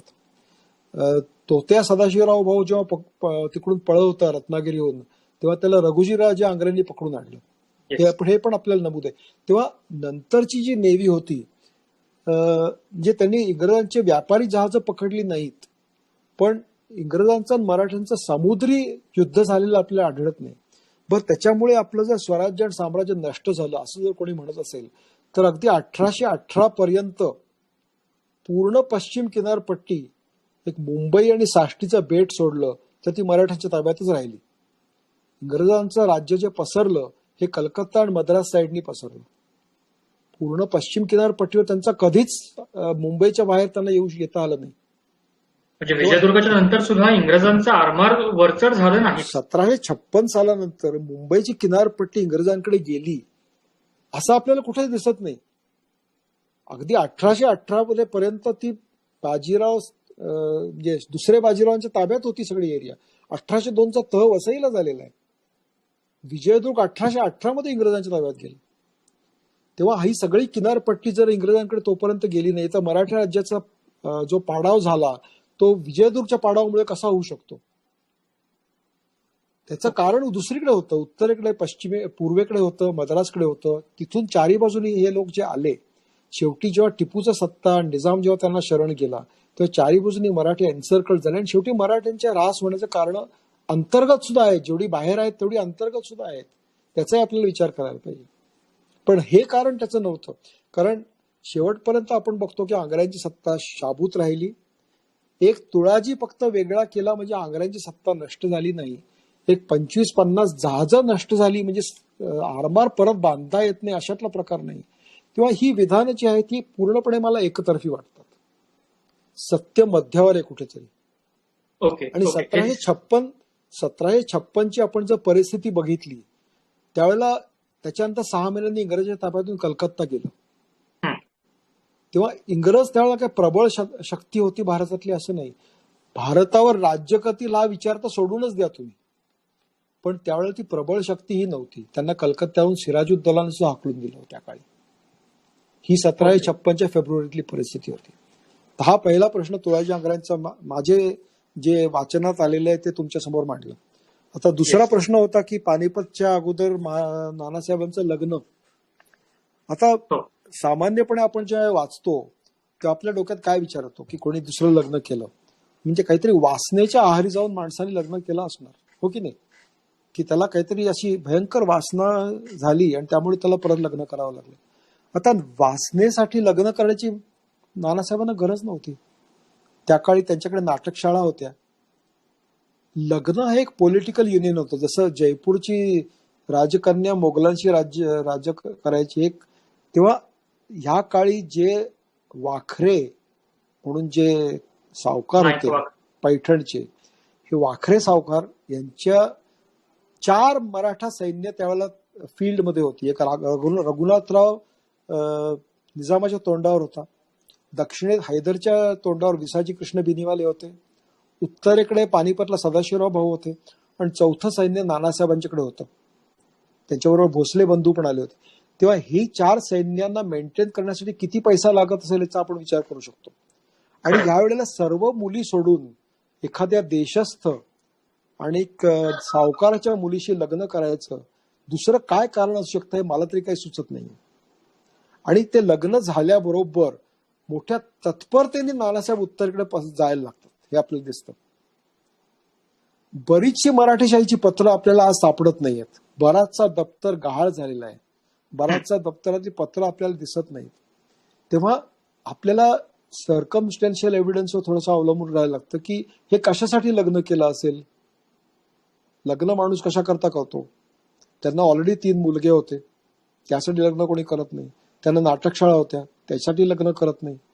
मग लग्न कशा करता केलं. तर आपल्याला तिकडे क्लू शोधायला लागतो की मुलीचा बाप मोठा सावकार होता आणि एका चित्पावन कोकणस्थ पेशव्याने त्यावेळेला देशस्थ मुलीशी लग्न करणं हे पेशव्यांच्या इतिहासात सुद्धा कधी झालेलं नव्हतं. ते त्यावेळेला झालं. तेव्हा दगडाखाली हात सापडला असणार, पैशासाठी तयारी करायची असेल. त्यामुळे हे एक त्याच्यातून निष्कर्ष निघू शकतं असं मला वाटतं. तर थोडंसं डिस्टर्ब करतो अशा करता की ह्याच्या बाबतीत ना अजून एक वेगळ्या लेवलचा विचार मांडला जातो आणि कदाचित त्या विचाराचं मूळ शेजवलकरांच्या लिखाणामध्ये आहे. पानिपत 1761 असेल किंवा शेजवलकरांच्या इतर लिखाणातही शेजवलकरांनी एक वेगळीच, मी माझ्या वैयक्तिक दृष्टिकोनातून ते म्हणतो की ती अतिशय विकृत प्रकारची त्यांनी ती मांडणी केलेली आहे. असाध्य रोग बरा करण्यासाठी त्यांनी लग्न केलं असं त्यांचं म्हणणं आहे. पण ह्याला काही रेफरन्सेस आहे. हे फक्त शेजवलकरांच्या इमॅजिनेशन मध्ये आहे, कारण त्याला कुठेच मला कारण सापडत नाही तसं करण्याचं. आणि ते इतर इतिहासकारांनी ते रिजेक्ट पण केलेलं आहे. म्हणजे त्यामुळे ते एक तो विचारच मुळात विचार सुद्धा विकृत आहे आणि तो मांडणं हे शेजवलकरांचं एकंदर तुम्ही इतिहासाकडे बघण्याची भूमिका जर बघितली तर त्याच्यातून तुम्हाला त्यातली कारणं सापडू शकतील कदाचित. तर लग्नाचं झालं. आता पुढचं पानिपतचं आपण मुख्य याच्याकरता की नानासाहेबांनी म्हणजे सदाशिवराव भाऊंना उत्तरेत पाठवण्याच्या ऐवजी स्वतः जर नानासाहेब गेले असते तर, किंवा भाऊचं उत्तरेत सगळं होत असताना सुद्धा नोव्हेंबर-डिसेंबर पर्यंत नानासाहेब दक्षिणेत आहेत सैन्य घेऊन, जी 20,000ची फौज त्यांची लग्नाच्या वेळेला हिरडपूर वगैरे त्यांच्या बरोबर आहे. तर इथे सुद्धा नानासाहेबांना दोष दिला जातो की एवढ्या वेळ नानासाहेब दक्षिणेत काय करतात. त्यांनी वास्तविक कधीच उत्तरेत जायला हवं आणि भाऊची मदत करायला हवी होती आणि त्यांच्यामुळे हे सगळं आपल्यावरती प्रसंग ओढवलं. तर हा समज किंवा हा गैरसमज आपण कसं त्याच्याकडे बघतो. नानासाहेबांना अशी कल्पना कधीच नव्हती की भाऊच्याकडे सैन्य कमी पडतंय. त्यांनी पुरेसं सैन्य बरोबर पाठवलेलं होतं. मी सांगितलं दक्षिणेत त्यांची जी व्याधानं होती की इकडे निजामाच्या तोंडावर रघुनाथरावांना पाठवलंय, दक्षिणेत हैदर अलीच्या विरुद्ध विसाजी कृष्ण बिनीवाल्यांना पाठवलंय. स्वतःच तब्येत त्यावेळी चांगली नव्हती. एक 1965 साली शन्ना जोशीने जे पुस्तक लिहिलंय नाना फडणवीसांचा पत्रव्यवहार, त्यात एक नानासाहेबांचंही पत्र लिहिलंय की त्यांनी भाऊंना सांगितलंय पत्तूर नंतर की माझी तब्येत चांगली नसल्यामुळे माझ्यापासून वेगळं होऊन तुम्ही पुढे जा. असं एक त्यात पत्र आहे. तर ते मी पुस्तकात छापलंय माझ्या. त्यामुळे तब्येत त्यांची चांगली नव्हती यात काही शंका नव्हती. त्यामुळे ते तब्येत बिघडलेली होतीच त्याच्या अगोदरपासून. कारण त्यांचं वजन रियासतीत दिलंय 1757 साली किती होतं आणि 1760 साली किती कमी झालं होतं. त्यामुळे त्याच्यावरून आपल्याला कळतं की त्यांची तब्येत किती खराब झाली. आणि पानिपतच्या युद्धानंतर महिन्याभरात जे आपल्याला पत्र आढळतात त्याच्यावरून आपल्याला कळतं की नानासाहेबांची तब्येत किती खराब झालेली होती आणि त्यांना युद्धावर जाण्याची ती परिस्थिती होती का नाही. आता पानिपतचं युद्ध का हरले ही मीमांसा खूप वेगळ्या पद्धतीची आहे. पण थोडंसं तिकडे जर नानासाहेब उपस्थित असते तर याला वेगळं वळण मिळालं असतं. कारण त्यांनी परत शिपाईगिरी आणि सरदारगिरी याचं एक प्रकारे तिकडे कॉम्बिनेशन करून त्याच्यातून मार्ग बाहेर काढला असता. आणि टायमिंग जी आहे ही पत्र इकडे येण्याची आणि परत इथून पत्र जाण्याची आपण जर टायमिंग 3 आठवडे धरली, पानिपतहून पुण्याला पत्र येण्याची किंवा सिद्धटेकला किंवा पैठणला आणि इथून उत्तर जाण्याची, तर शेवटची पत्र आपल्याला डिसेंबरमध्ये नानासाहेबांना आलेली दिसतात. एक पठाण काही लोक आलेले आहेत आणि त्यांना पैसे पत्र आणल्याबद्दल त्यांनी दिल्याचे उल्लेख आहेत. म्हणजे 20 डिसेंबरच्या सुमारास की बळवंतराव मेंदळे मारले गेले ही बातमी त्यांना 20-22 डिसेंबर पर्यंत कळली. तेव्हा 20-22 डिसेंबर पर्यंत तिकडे पानिपतला काहीतरी, म्हणजे हे इतके दोघं जवळ आलेले आहेत, युद्ध झालं का नाही, युद्धाचा निष्कर्ष काय झाला, ही पत्र नानासाहेब आपल्या काळजीपुरतं पाठवत होते. पण तिकडे काहीतरी बिघडतंय हे खरं म्हणजे बिघडायला केव्हा लागलं, जेव्हा गोविंदपंत बुंदेले मारले गेले. तोपर्यंत भाऊसाहेबांना सुद्धा वाटत नव्हतं की आपल्यावर काहीतरी गंडांतर कोसळणार आहे. आणि जेव्हा दिल्लीचा मार्ग 30 डिसेंबरला बंद झाला, अब्दालीने यमुनेकाठची आपली छावणी काढून जो रस्ता दिल्लीचा आणि पानिपतच्या मध्ये तिकडे आपली छावणी आणली आणि शेवटचा जो पैसा 2.5 लाख रुपये दिल्लीचे लोक घेऊन येत होते, त्यांना माहित नव्हतं अब्दाली मध्ये आले आणि त्यांच्या छावणीत गेले आणि ते 2.5 लाख रुपये त्यांच्याकडे गेले आणि मग पैशाची खूप सिव्हिअर तंगी शेवटचे 15 दिवस भाऊसाहेबांना झाली. त्यावेळेला तहासाठी खूप त्यांनी प्रयत्न केले. आपल्या हाताचा पंजा पाठवून पत्र पाठवलं की आपण आता तह करूया आणि काही तुम्ही तह म्हणाल तर म्हणजे तो कुठलाही तह मान्य करायला मी तयार आहे. आणि त्यावेळेला मात्र नजीब खानाने त्याच्याला विरोध केला. हे आपल्या काशीरायाच्या बखरीतून वगैरे आपल्याला हे सगळी माहिती मिळते. पानिपतची बरीचशी पत्र त्या पानिपतच्या छावणीतच नष्ट झाली. त्यामुळे त्यांच्या वेळेला तिकडे काय विचार होते, काय चाललं होतं. त्यामुळे 15 डिसेंबर पर्यंत मराठ्यांची बाजू लंगडी झालेलीच नव्हती पानिपतला. बळवंतराव मेंदळ्यांच्या मृत्यूच्या दिवशी त्यांनी रणखांब उभा करून 8 डिसेंबर 1760 आमंत्रण दिलं होतं अफगाणांना की येऊन लढाई करा आमच्याशी, अशी तयारी होती त्या काळी. तेव्हा असं काही त्यावेळेला क्रायसिस उद्भवला नव्हता की त्यांना आणखीन सैन्य मागवायची गरज आहे. पण भाऊसाहेबांच्या कैफियतीमध्ये जे आपल्याला संभाषण आढळतं की त्याप्रमाणे हे फार उशिराची गोष्ट आहे आणि ती बातमी नानासाहेबांना कळेपर्यंत उशीर. डिसेंबरच्या 31 तारखेनंतर ते घाईघाईने इथून निघाले आणि 18 तारखेला ते परत पत्र पाठवतात भाऊंना की तुम्ही थांबा, मी इकडून येतोय, आपल्या दोघांच्या मध्ये आपण अब्दालीला पकडू. आणि जेव्हा ते पद्दूरला गेले, पद्दूरून जेव्हा ते झाशीजवळ पोचले तेव्हा सुद्धा त्यांची तर तब्येत चांगली असती आणि ते दिल्लीपर्यंत पोहोचू शकले असते तर अब्दालीची काही खैर नव्हती. ओके. कारण त्याचं सैन्य त्यावेळेला त्याच्या विरुद्ध बंड करायला लागलं होतं. पण रघुनाथरावाचं त्यावेळेचं एक पत्र फार इंटरेस्टिंग आहे की तुम्ही आता तिकडे जाऊ नये असं तो नानासाहेबांना म्हणतो. तुमच्या हाताखाली जर 1 लाख सैन्य असतं तर मी सांगितलं असतं तुम्ही जा म्हणून, पण 10-20 हजार सैन्य घेऊन तुम्ही दिल्लीला आता जाऊ नका. हे सर भेलच्याच्या मुक्कामी असतानाच म्हणताय का? नानासाहेब म्हणजे पानिपतचं निकाल लागल्यानंतरचं पत्र आहे रघुनाथरावांचं. Okay okay. की माझ्या मते तुम्ही आता जाऊ नका असं त्यांनी नानासाहेबांना उपदेश दिला आपल्या मोठ्या भावाला. हे मला वाटतं माझ्या पुस्तकात आहे पत्र ते. तेव्हा ते जो अतिशय ग्रे एरियाज आहेत पानिपतमध्ये आणि कुठल्याही भागात आपण असं ठामपणे कुठलं विधान करू शकत नाही की काय कुठे चुकलं, कुणाचं चुकलं असं कोणी सांगू शकत नाही. आणि 1500 किलोमीटर अंतर पुणे आणि पानिपत मधलं. असं नाही की तुम्ही आज बसलात की उद्या तिकडे पोहोचणार आहात. खरं. आज तुम्ही जर निघायचा निर्णय घेतला तर तिकडे पोहोचायला 3 आठवडे लागतात आणि तोफा बुणगे आणि सगळंच घेऊन जावं लागतं. एक्झॅक्टली. त्यामुळे ते सगळं जमणं इतकं सोपं नव्हतं. आणि बऱ्याच वेळेला हे जे विधानं होतात ना ही रेअर व्ह्यू मध्ये बघून, हाइंडसाईट मध्ये बघून केली जातात. त्यावेळची परिस्थिती, सर्वांगीण परिस्थिती विचारात घेऊन हे निर्णय घेतले जात नाही, हे विधानं केली जात नाहीत असं मला वाटतं.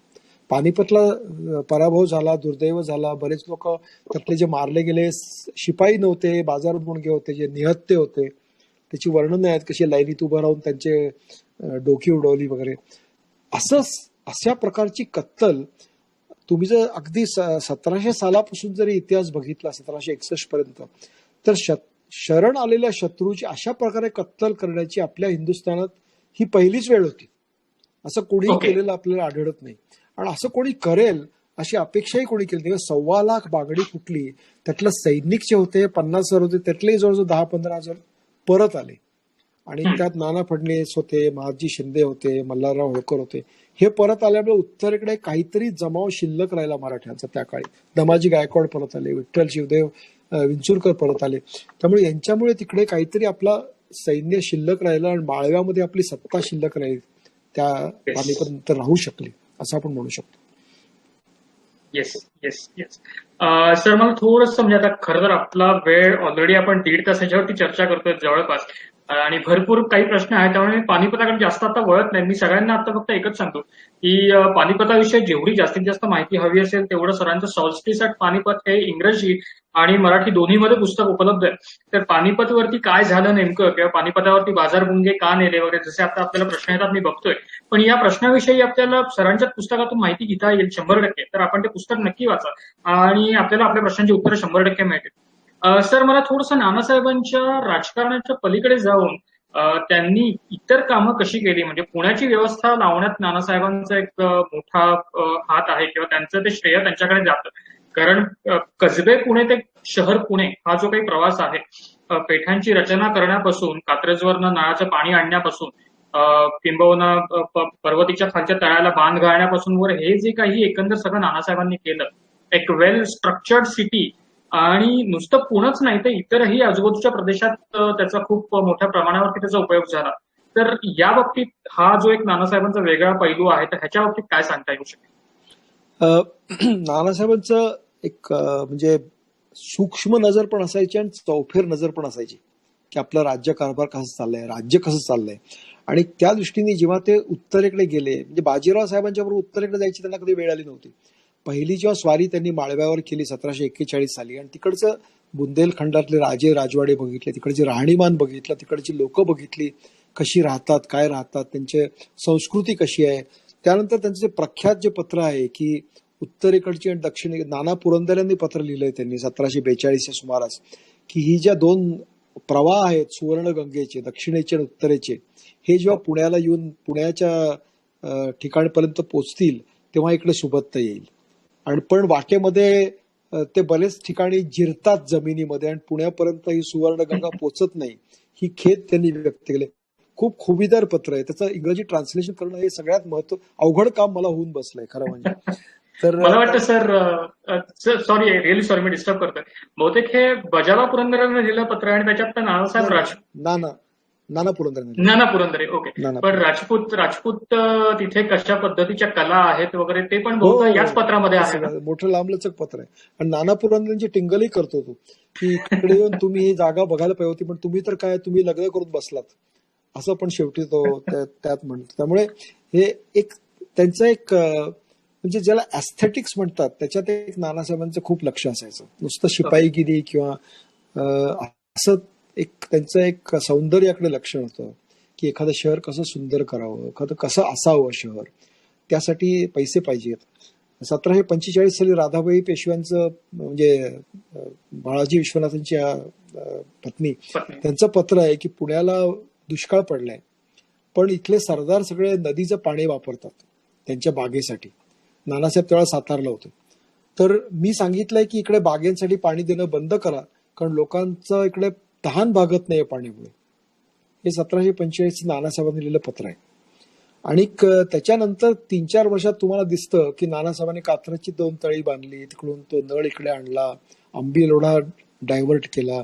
ही सगळी जी इरिगेशनची त्यावेळीची कामं आहेत, म्हणजे कात्रज तलावापासून शनिवारवाडा अंतर काही कमी नाही आहे, जवळजवळ 12-13 किलोमीटर अंतर आहे.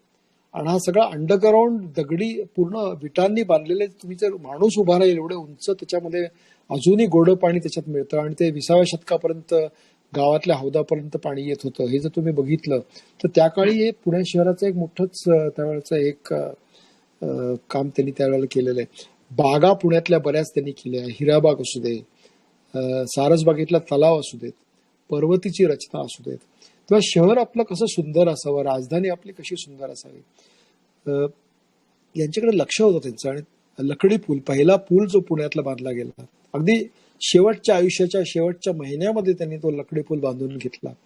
त्यामुळे पुण्याबद्दलची त्यांची भावना किती उत्कट होत्या ह्याच्यावरून आपल्याला एक निष्कर्ष काढता येतो की ते पुण्याच्या शहराचे सुद्धा एक प्रकारे ते आर्किटेक्ट होते. म्हणजे मराठा साम्राज्य पेशावरपर्यंत गेलं, अटकेपर्यंत गेलं, हा एक भाग त्यांच्या कारकिर्दीतला. आणि जर पानिपत घडलं नसतं तर कदाचित त्याच्यानंतर इतिहासाला वेगळंच वळण आलं असतं. पहिली 20 वर्ष नानासाहेबांचा जो एकंदर आलेख तुम्ही बघितला त्यांच्या कारकिर्दीचा, आणि शेवटच्या एका वर्षात ज्या घटना 6 महिन्यातल्या झालेल्या आपल्या घडतात, त्याच्यामुळे पूर्ण 20 वर्षे कारभारावर तुम्ही बोळा फिरू शकत नाही. त्या 20 वर्षात त्यांनी जी कामगिरी केली आहे, भुसीला निष्प्रभ करून टाकलं, निजामाला निष्प्रभ करून टाकलं, इंग्रज फ्रेंचांना आपल्या नादी लावलं, बंगालमध्ये स्वारी केली, कर्नाटकात केली, दिल्लीच्या बादशाला आपला अधीन करून घेतलं. ह्या सगळ्या तुम्ही त्यांचे जे पराक्रम बघितले, रोहिल्यांचा पराभव केला, तर त्या तुम्ही त्याच्यावर बोळा फिरू शकत नाही. आता राजपूतांशी वैर आलं, त्याला मी कारण सांगितलेत काय. राजपूत इतिहासकार स्वतःच राजस्थान थ्रू द एजेस म्हणून एक पुस्तक आहे, बिकानेर दप्तराने छापलेलं, डॉक्टर जैन म्हणून, त्यांनी लिहिलंय त्याच्यामध्ये की ह्या चुका कोणाच्या होत्या, या राजपूतांच्या चुका होत्या की ज्यामुळे संबंध बिघडले म्हणून. त्यामुळे हे जे सगळे प्रकरण झाली पुढे, त्याचे खापर फक्त नानासाहेबांवर फोडणं हे जे एक प्रकारचं एक हे झालेलं आहे, ते योग्य नाही असं मला वाटतं. Okay okay. कारण मला आता आपण जसं म्हटलं की वेगवेगळ्या पद्धतीने त्यांनी केलं. मला वाटतं अंताजी माणकेश्वरांचंच का कोणाचं तरी एक मी पत्र वाचल्याचं आठवतंय. 1758च्या सुमारास आहे की नानासाहेबांचं सैन्य एका वेळेला 7 फ्रंट्स वरती लढतंय.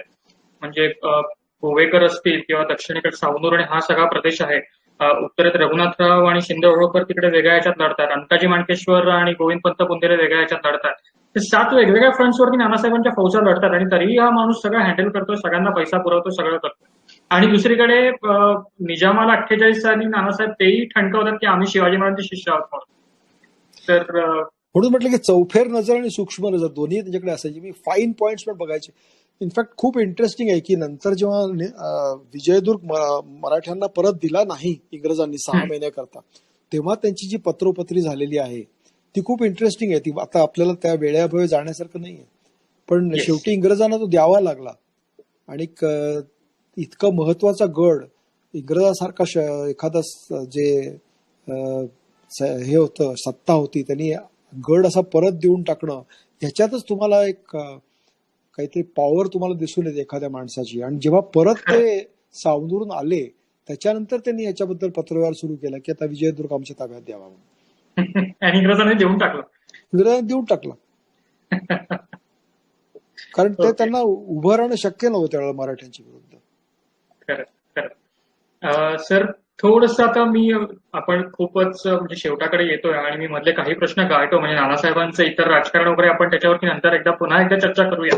आजचा आपला जो 18व्या शतकातला विषय आहे तर पानिपतच्या नंतरचं आपण एक थोडक्यात बघूया कसं काय आहे ते. आपल्याकडे जाणून घ्यायची इच्छा आहे की 18व्या शतकाकडे बघताना मराठी हे प्रबळ राज्य करते ते स्पष्ट आपल्याला दिसून येतच. पण अखेरीस ताकद जरी कमी झाली, म्हणजे पानिपतची जर ताकद आपण कमी झाली असं थोडंफार म्हटलं अंशतः, तरी नाना फडणवीसांच्या मृत्यूपर्यंत जसं पामर म्हणतो की नाना फडणवीसाच्या मृत्यूबरोबर मराठी राज्याचं शहाणपण संपलं.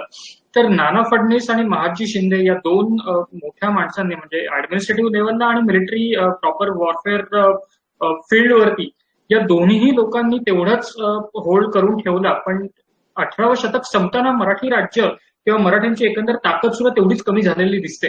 तर पानिपत नंतरचा हा प्रवास किंवा हे एकंदरीत कशा पद्धतीने घडलं असावं याबद्दल काही सांगू शकता? पानिपत नंतर सुरुवातीला सर्व बाजूने शत्रू त्यांच्या विरुद्ध तुटून पडले.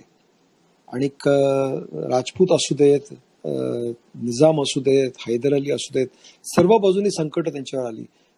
पुण्यावर हल्ला झाला. इथे पर्वतीचे देवळामधले जे देवाचे मूर्त्या होत्या त्या सुद्धा फोडल्या गेल्या. म्हणजे इथपर्यंत नामुष्की केली. त्यावेळेला मराठ्यांचं सैन्य उलट भागानगरवर हल्ला करत होतं. आणि 1763 साली जेव्हा राक्षसभुवनात निजामाचा पराभव झाला आणि त्याच्यानंतर जवळजवळ 30-32 वर्ष निजामाशी परत युद्ध झालं नाही. आणि त्याच्यानंतर जे सरदार त्यावेळेला त्यांच्या विरोधात गेले होते, उदाहरणार्थ जानोजी भोसले यांना सुद्धा माधवरावांनी एक प्रकारे आपल्या बाजूने वळवून घेतलं, त्यांच्या विरुद्ध युद्ध केलं. हैदर अलीला 4 वेळा दक्षिणेत जाऊन 4 वेळा पराभव केला. प्रत्येकाला 32 लाखाची खंडणी घेतली. त्र्यंबकराव पेठ्यांनी तर मोती तलावाच्या लढाईमध्ये म्हणजे श्रीरंगपट्टणम आता ताब्यातच येणार अशी परिस्थिती त्यावेळेला निर्माण झाली होती.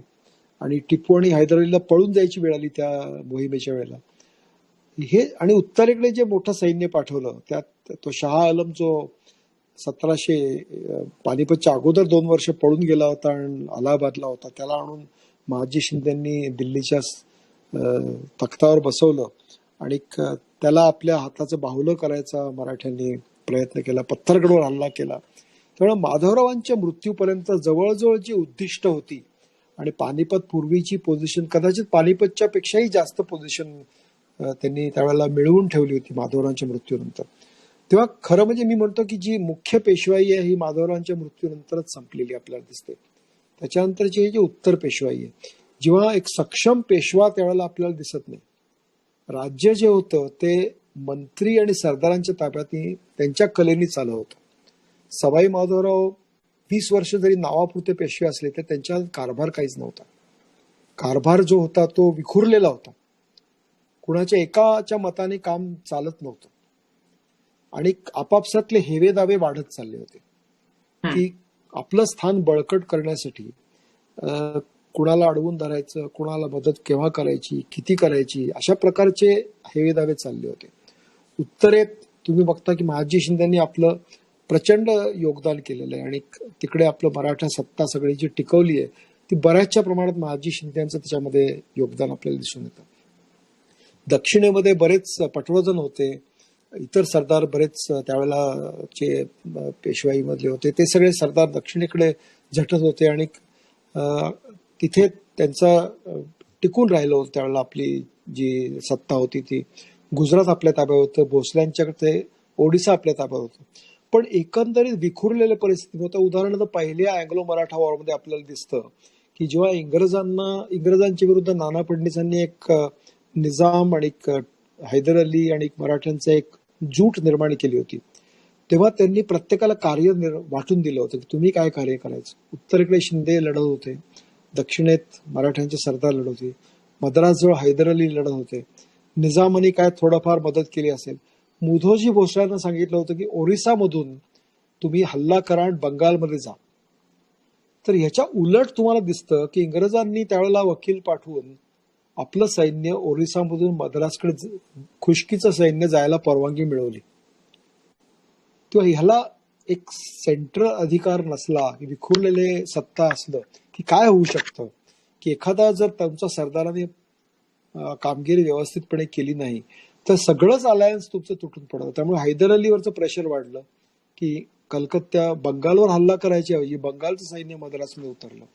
अशा पद्धतीने जी एक व्यवस्था होती ती व्यवस्था मेंटेन करता आली नाही आणि इंग्रजांशी तह करावा लागला. तो बरोबरीचा तह झाला. साल्बीचा जो तह होता तो मराठ्यांना वर्चस्व होतं, कारण साष्टी जी इंग्रजांनी त्यावेळेला घेतली होती ती साष्टीचं आपल्याला परत मिळवता आलं नाही बेट. तो कायमचं 1774-75 नंतर इंग्रजांच्या ताब्यात गेली. या जी सबर्बन मुंबई आपण म्हणतो ती परत मिळवता आली नाही. तेव्हा एक प्रकारे त्यावेळेला हे आपापसातले हेवे दावे आणि हे जे होते ते वाढत गेले वर्षानुवर्ष. आणि 1795 नंतर तर मी म्हणतो की मी नाना फडणवीसांना सुद्धा दोष देईन, कारण त्यांनी सुद्धा बरंचसं त्यावेळेला राजकारणाची खेळली, थोडीशी वैयक्तिक आपलं स्थान टिकवून. आता ते कदाचित स्थान टिकवण्याचं कारण असं असेल की राज्य टिकवण्यासाठी दुसरा लायक माणूस त्यांना दिसत नसेल, पण काही काही त्यावेळेची राजकारण केली. मुशीर मुल्कला आपल्या बाजूला वळवून घेतलं आणि त्यामुळे हे जे मोठी मोठी प्रस्थ होती, आता महाजी शिंदे, अहिल्याबाई होळकर, तुकोजी होळकर, ही सगळी जी प्रस्थ होती ही 1794 सवाई माधवराव 1794-95 मध्ये परत एक पूर्ण पिढीच्या पुढे आपल्याला गेलेली दिसते. आणि जी नवीन जी ही लोक सत्तेवर आली, 15 ते 20 वर्ष वय असलेली जी नवीन सत्ता आपल्याला आलेली दिसते, त्यांना ते एवढे परिपक्व नव्हते की ते जे इंग्रजांची एक कॉर्पोरेट एंटिटी एका फ्युडल एंटिटी बरोबर लढताना आपली जशी दिसते तशी एक परिस्थिती त्यावेळेला निर्माण झाली. आणि त्या फ्युडल एंटिटी केव्हाही कॉर्पोरेट एंटिटीच्या विरुद्ध तोंड देऊ शकत नाही. खरं. तर मला वाटतं खरं तर आपण ह्याच्याबद्दल किती बोलत राहू आणि ते कमीच आहे. मला शेवटचा प्रश्न असा नाहीये, पण अर्थात आपण 18वं शतक आणि आता बाजीरावांच्या नंतर म्हणजे पानिपतच्या आधीचं किंवा नानासाहेबांचं, आणि नानासाहेबांनी आपल्या नवीन पुस्तकाचा विषय हा एकच आहे, the extraordinary walk of Nanasaheb Peshwa. तर आम्हाला पुस्तकाबद्दल सगळ्यांना जाणून घ्यायला आवडेल, कारण आगामी पुस्तक आहे आणि पुस्तकात आम्हाला काय वाचायला मिळणार आहे आणि त्याची सगळ्यांना उत्सुकता आहे. ऍक्च्युली हे पुस्तक जो हा 21 वर्षाचा काळ आहे हा कदाचित सगळ्यात कॉम्प्लिकेटेड काळ मराठेशाहीचा आहे. आणि कारण त्यावेळेला उत्तर, दक्षिण, पूर्व, पश्चिम सगळीकडे एकत्र प्रकरणं चालू होती आणि त्या सर्व प्रकरणांमध्ये मराठी कुठे ना कुठेतरी होते. वास्तविक 18वे शतक तुम्ही मराठ्यांना वेगळं करून भारताचा इतिहास लिहूच शकत नाही. त्यामुळे नानासाहेबांचा अतिशय बिझी पिरियड होता आणि त्यात जेवढं सैनिकी कारभार होता तेवढाच राजकारणी कारभार पण तेवढाच महत्वाचा होता. त्यात बारीक बारीक डावपेच आहेत आणि ते बारीक बारीक डावपेच जोपर्यंत तुम्ही एक एक धागे त्याचे उलगडून दाखवत नाही तोपर्यंत नुसतं मोघम त्याच्याबद्दल सांगून एखादी गोष्ट कळू शकत नाही. प्रत्यक्ष पत्रव्यवहार काय झाला, त्या पत्रव्यवहाराच्या तारखा काय होत्या, एखादा इव्हेंट कसा प्रोग्रेस होत गेला, हे जोपर्यंत तुम्ही अनालिसिस करत नाही त्याचं तोपर्यंत ते तुमच्या डोळ्यासमोर चित्र येत नाही. राज्यकर्ता म्हणून एखाद्या माणसावर जबाबदारी त्यांनी घेतली किंवा त्याच्याकडे ठेवण्यात आली की त्याचं कर्तव्य बदलतं त्याच्यानंतर. त्यामुळे तो एक 1750 नंतरचा जो काळ होता तो काळ आणि त्याच्या अगोदरचा काळ या दोन्हीमध्ये फरक दिसून येतो आपल्याला. आणि आता माझं पुस्तक जे झालंय ते 1756च्या सुमारास तिथपर्यंत म्हणजे सावनूरची मोहिमेबद्दल आता मी लिहितोय. आणि ओके. त्याच्यानंतर अजून प्लासीचं प्रकरण व्हायचंय, अजून उदगीरचं प्रकरण व्हायचंय, सिंदखेडची लढाई व्हायची आहे आणि पानिपतचं थोडक्यात सांगणार आहे. कारण शेवटी काय आहे, पानिपत हे वेगळं प्रकरण आहे. तेव्हा बरोबर. पानिपत आणि हे जे पुस्तक आहे एक्स्ट्राऑर्डिनरी एपॉक ऑफ नानासाहेब, हे दोन्ही एकत्र जर तुम्ही घेतली तर त्याच्यात नानासाहेबांची पूर्ण जी कारकीर्द आहे ती येईल. ती सुरुवात, ते जे पुस्तक जे आहे ते नानासाहेबांच्या आधीपासून सुरुवात होते. ते तंजावरून त्रिचनापल्लीपासून त्याची सुरुवात होते. कारण जे ओके. कर्नाटकात जे सुरुवात झाली या सगळ्या इंग्रजांची, फ्रेंचांची, हे एक त्रिचनापल्ली आणि तंजावूरच्या राजकारणातून सुरू झाली.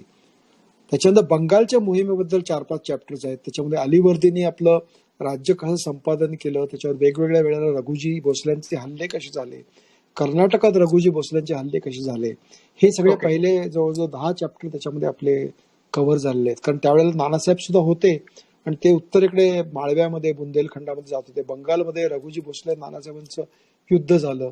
नंतर जेव्हा त्यांना पदच्युत करण्यात आलं, शिक्के काठरा काढून घेण्यात आले, तेव्हा परिस्थिती काय होती. इकडे फ्रेंचांचं, इंग्रजांचं मद्रासकडे राजकारण चालू होती. पण तेव्हा नानासाहेब जवळजवळ 1 वर्षभर साताऱ्यापासून त्यांना बाहेर जाता येत नव्हतं, अशी परिस्थिती होती. बरोबर. तेव्हा ही जवळ 4 वर्ष त्यांच्या कारकिर्दीतली या सेंट्रल राजकारणामध्ये अडकली. एक शाहूंच्या मृत्यूच्या अगोदर 2 वर्ष आणि नंतरची 2 वर्ष. तर ती 4 वर्ष एका प्रकारे त्यांच्या 40व्या वर्षी त्यांचा मृत्यू झाला. ती 4 वर्ष म्हणजे त्यांची वाया गेली असं म्हणायला पाहिजे. कारण ही आपापसातल्या भानगडींमुळे जी 4 वर्ष वाया गेली आणि आपल्या अधीन सर्व सरदारांना करून घेण्यासाठी जे कष्ट घ्यावे लागले ते सुद्धा एक प्रकारे एनर्जी, वेस्टफुल एनर्जी आहे, एफिशियंट यूज ऑफ एनर्जी नाहीये, जी ओके. परत माधवरावांना नंतर करावी लागली. तर हे वारंवार जे प्रकार होत गेले की अंतर्गत आपल्याला आपली सत्ता आधी एस्टॅब्लिश करायची आहे, आपले अंतर्गत जे प्रतिस्पर्धी आहेत त्यांना आपल्या ताब्यात घ्यायचंय आणि शिवाय बाहेरच्या लोकांच्या जी राजकारण आहेत ती पण सांभाळायची आहेत. त्यामुळे तो एक विचित्र काळ आहे फार. आणि ही बायोग्राफी नाहीये नानासाहेब पेशव्यांची, कारण बऱ्याच चॅप्टर्स मध्ये तुम्हाला नानासाहेब पेशवे आढळणार नाहीत. इतर प्रकरणं आढळतील की ज्याच्यामध्ये नानासाहेबांचा अगदी लांबून संबंध येतो. पण अच्छा. हा एक काळ आहे, काळ एपॉक आहे आणि त्या काळाबद्दलचं हे पुस्तक आहे आणि पूर्ण हिंदुस्थानाचा इतिहास आहे त्याच्यामध्ये, फक्त नानासाहेब पेशव्यांचा नाही. पण नानासाहेब पेशवे हे त्या काळचे सर्वात प्रमुख व्यक्तिमत्व होतं, म्हणून तो एपॉकला नानासाहेब पेशव्यांचा एपॉक असं नाव देण्यात आलेलं आहे. Great, great, great. सर, ह्याच्याबद्दल फक्त 2 प्रश्न असे आहेत की मुळात आता हे सप्टेंबरमध्ये येणारं पुस्तक इंग्रजीत आहे, तर ह्याचं मराठी व्हर्जन आणि द एरा ऑफ बाजीरावचं मराठी व्हर्जन आम्हाला कधी बघायला मिळू शकतं? आता झालंय काय, एराव बाजीरावचं मराठी व्हर्जनचं हस्तलिखित तयार आहे माझ्याकडे आणि ओके. 36 चॅप्टर्स पैकी पहिले 33 चॅप्टर माझ्या डोळ्याखालून गेलेले आहेत.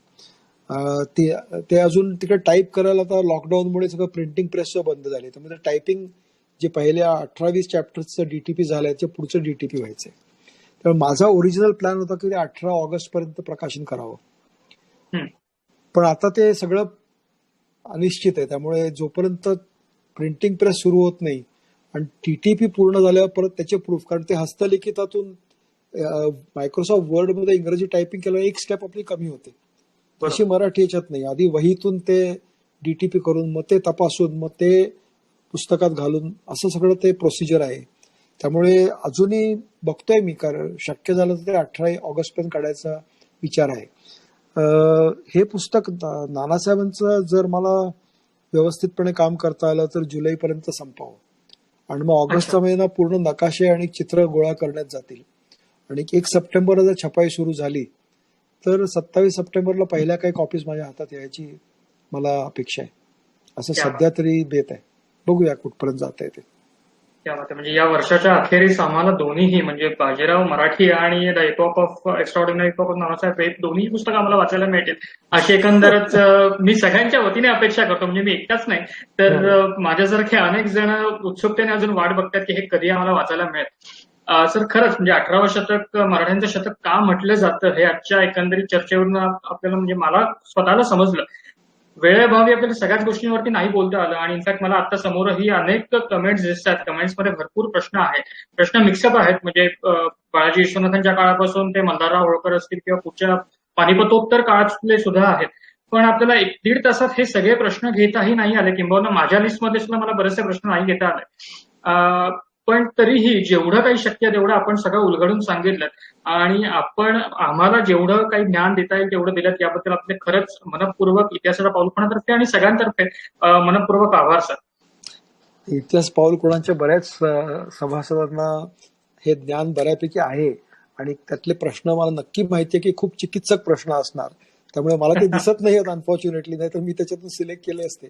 पण एखादा कॉन्ट्रोवर्शियल प्रश्न विचारला की त्याच्यावर पूर्ण विवरण करणं भाग होतं, त्यामुळे हे प्रश्नाची उत्तर जी आहेत ती थोडी लांबली, त्यामुळे जे प्रश्न होते ते सगळे काही टॅकल करता आले नाही. पण मला वाटतं आता याच्या पुढे लोकांचं पेशन्स ट्राय करणं जरा जास्तच होईल, कारण तर पावणे 2 तास झाले, तर आपण आता ऍक्च्युली थांबव. मला सर मी विनंती अशी करतो की आपण पुन्हा एकदा वेगळ्या अशाच विषयावरती येऊया आणि आपण असंच लोकांना माहिती आपल्याकडनं मिळावी अशी आमची सगळ्यांची इच्छा आहे. तेव्हा आपली एखादी वेळ घेऊन आपण पुन्हा नक्की एकदा कार्यक्रम करूया. आणि एकंदरीतच आजचा कार्यक्रम इथे संपला असं मी जाहीर करतो. सर मनपूर्वक आभार आपलेही आणि सगळ्या प्रेक्षकांचेही मनपूर्वक आभार. धन्यवाद.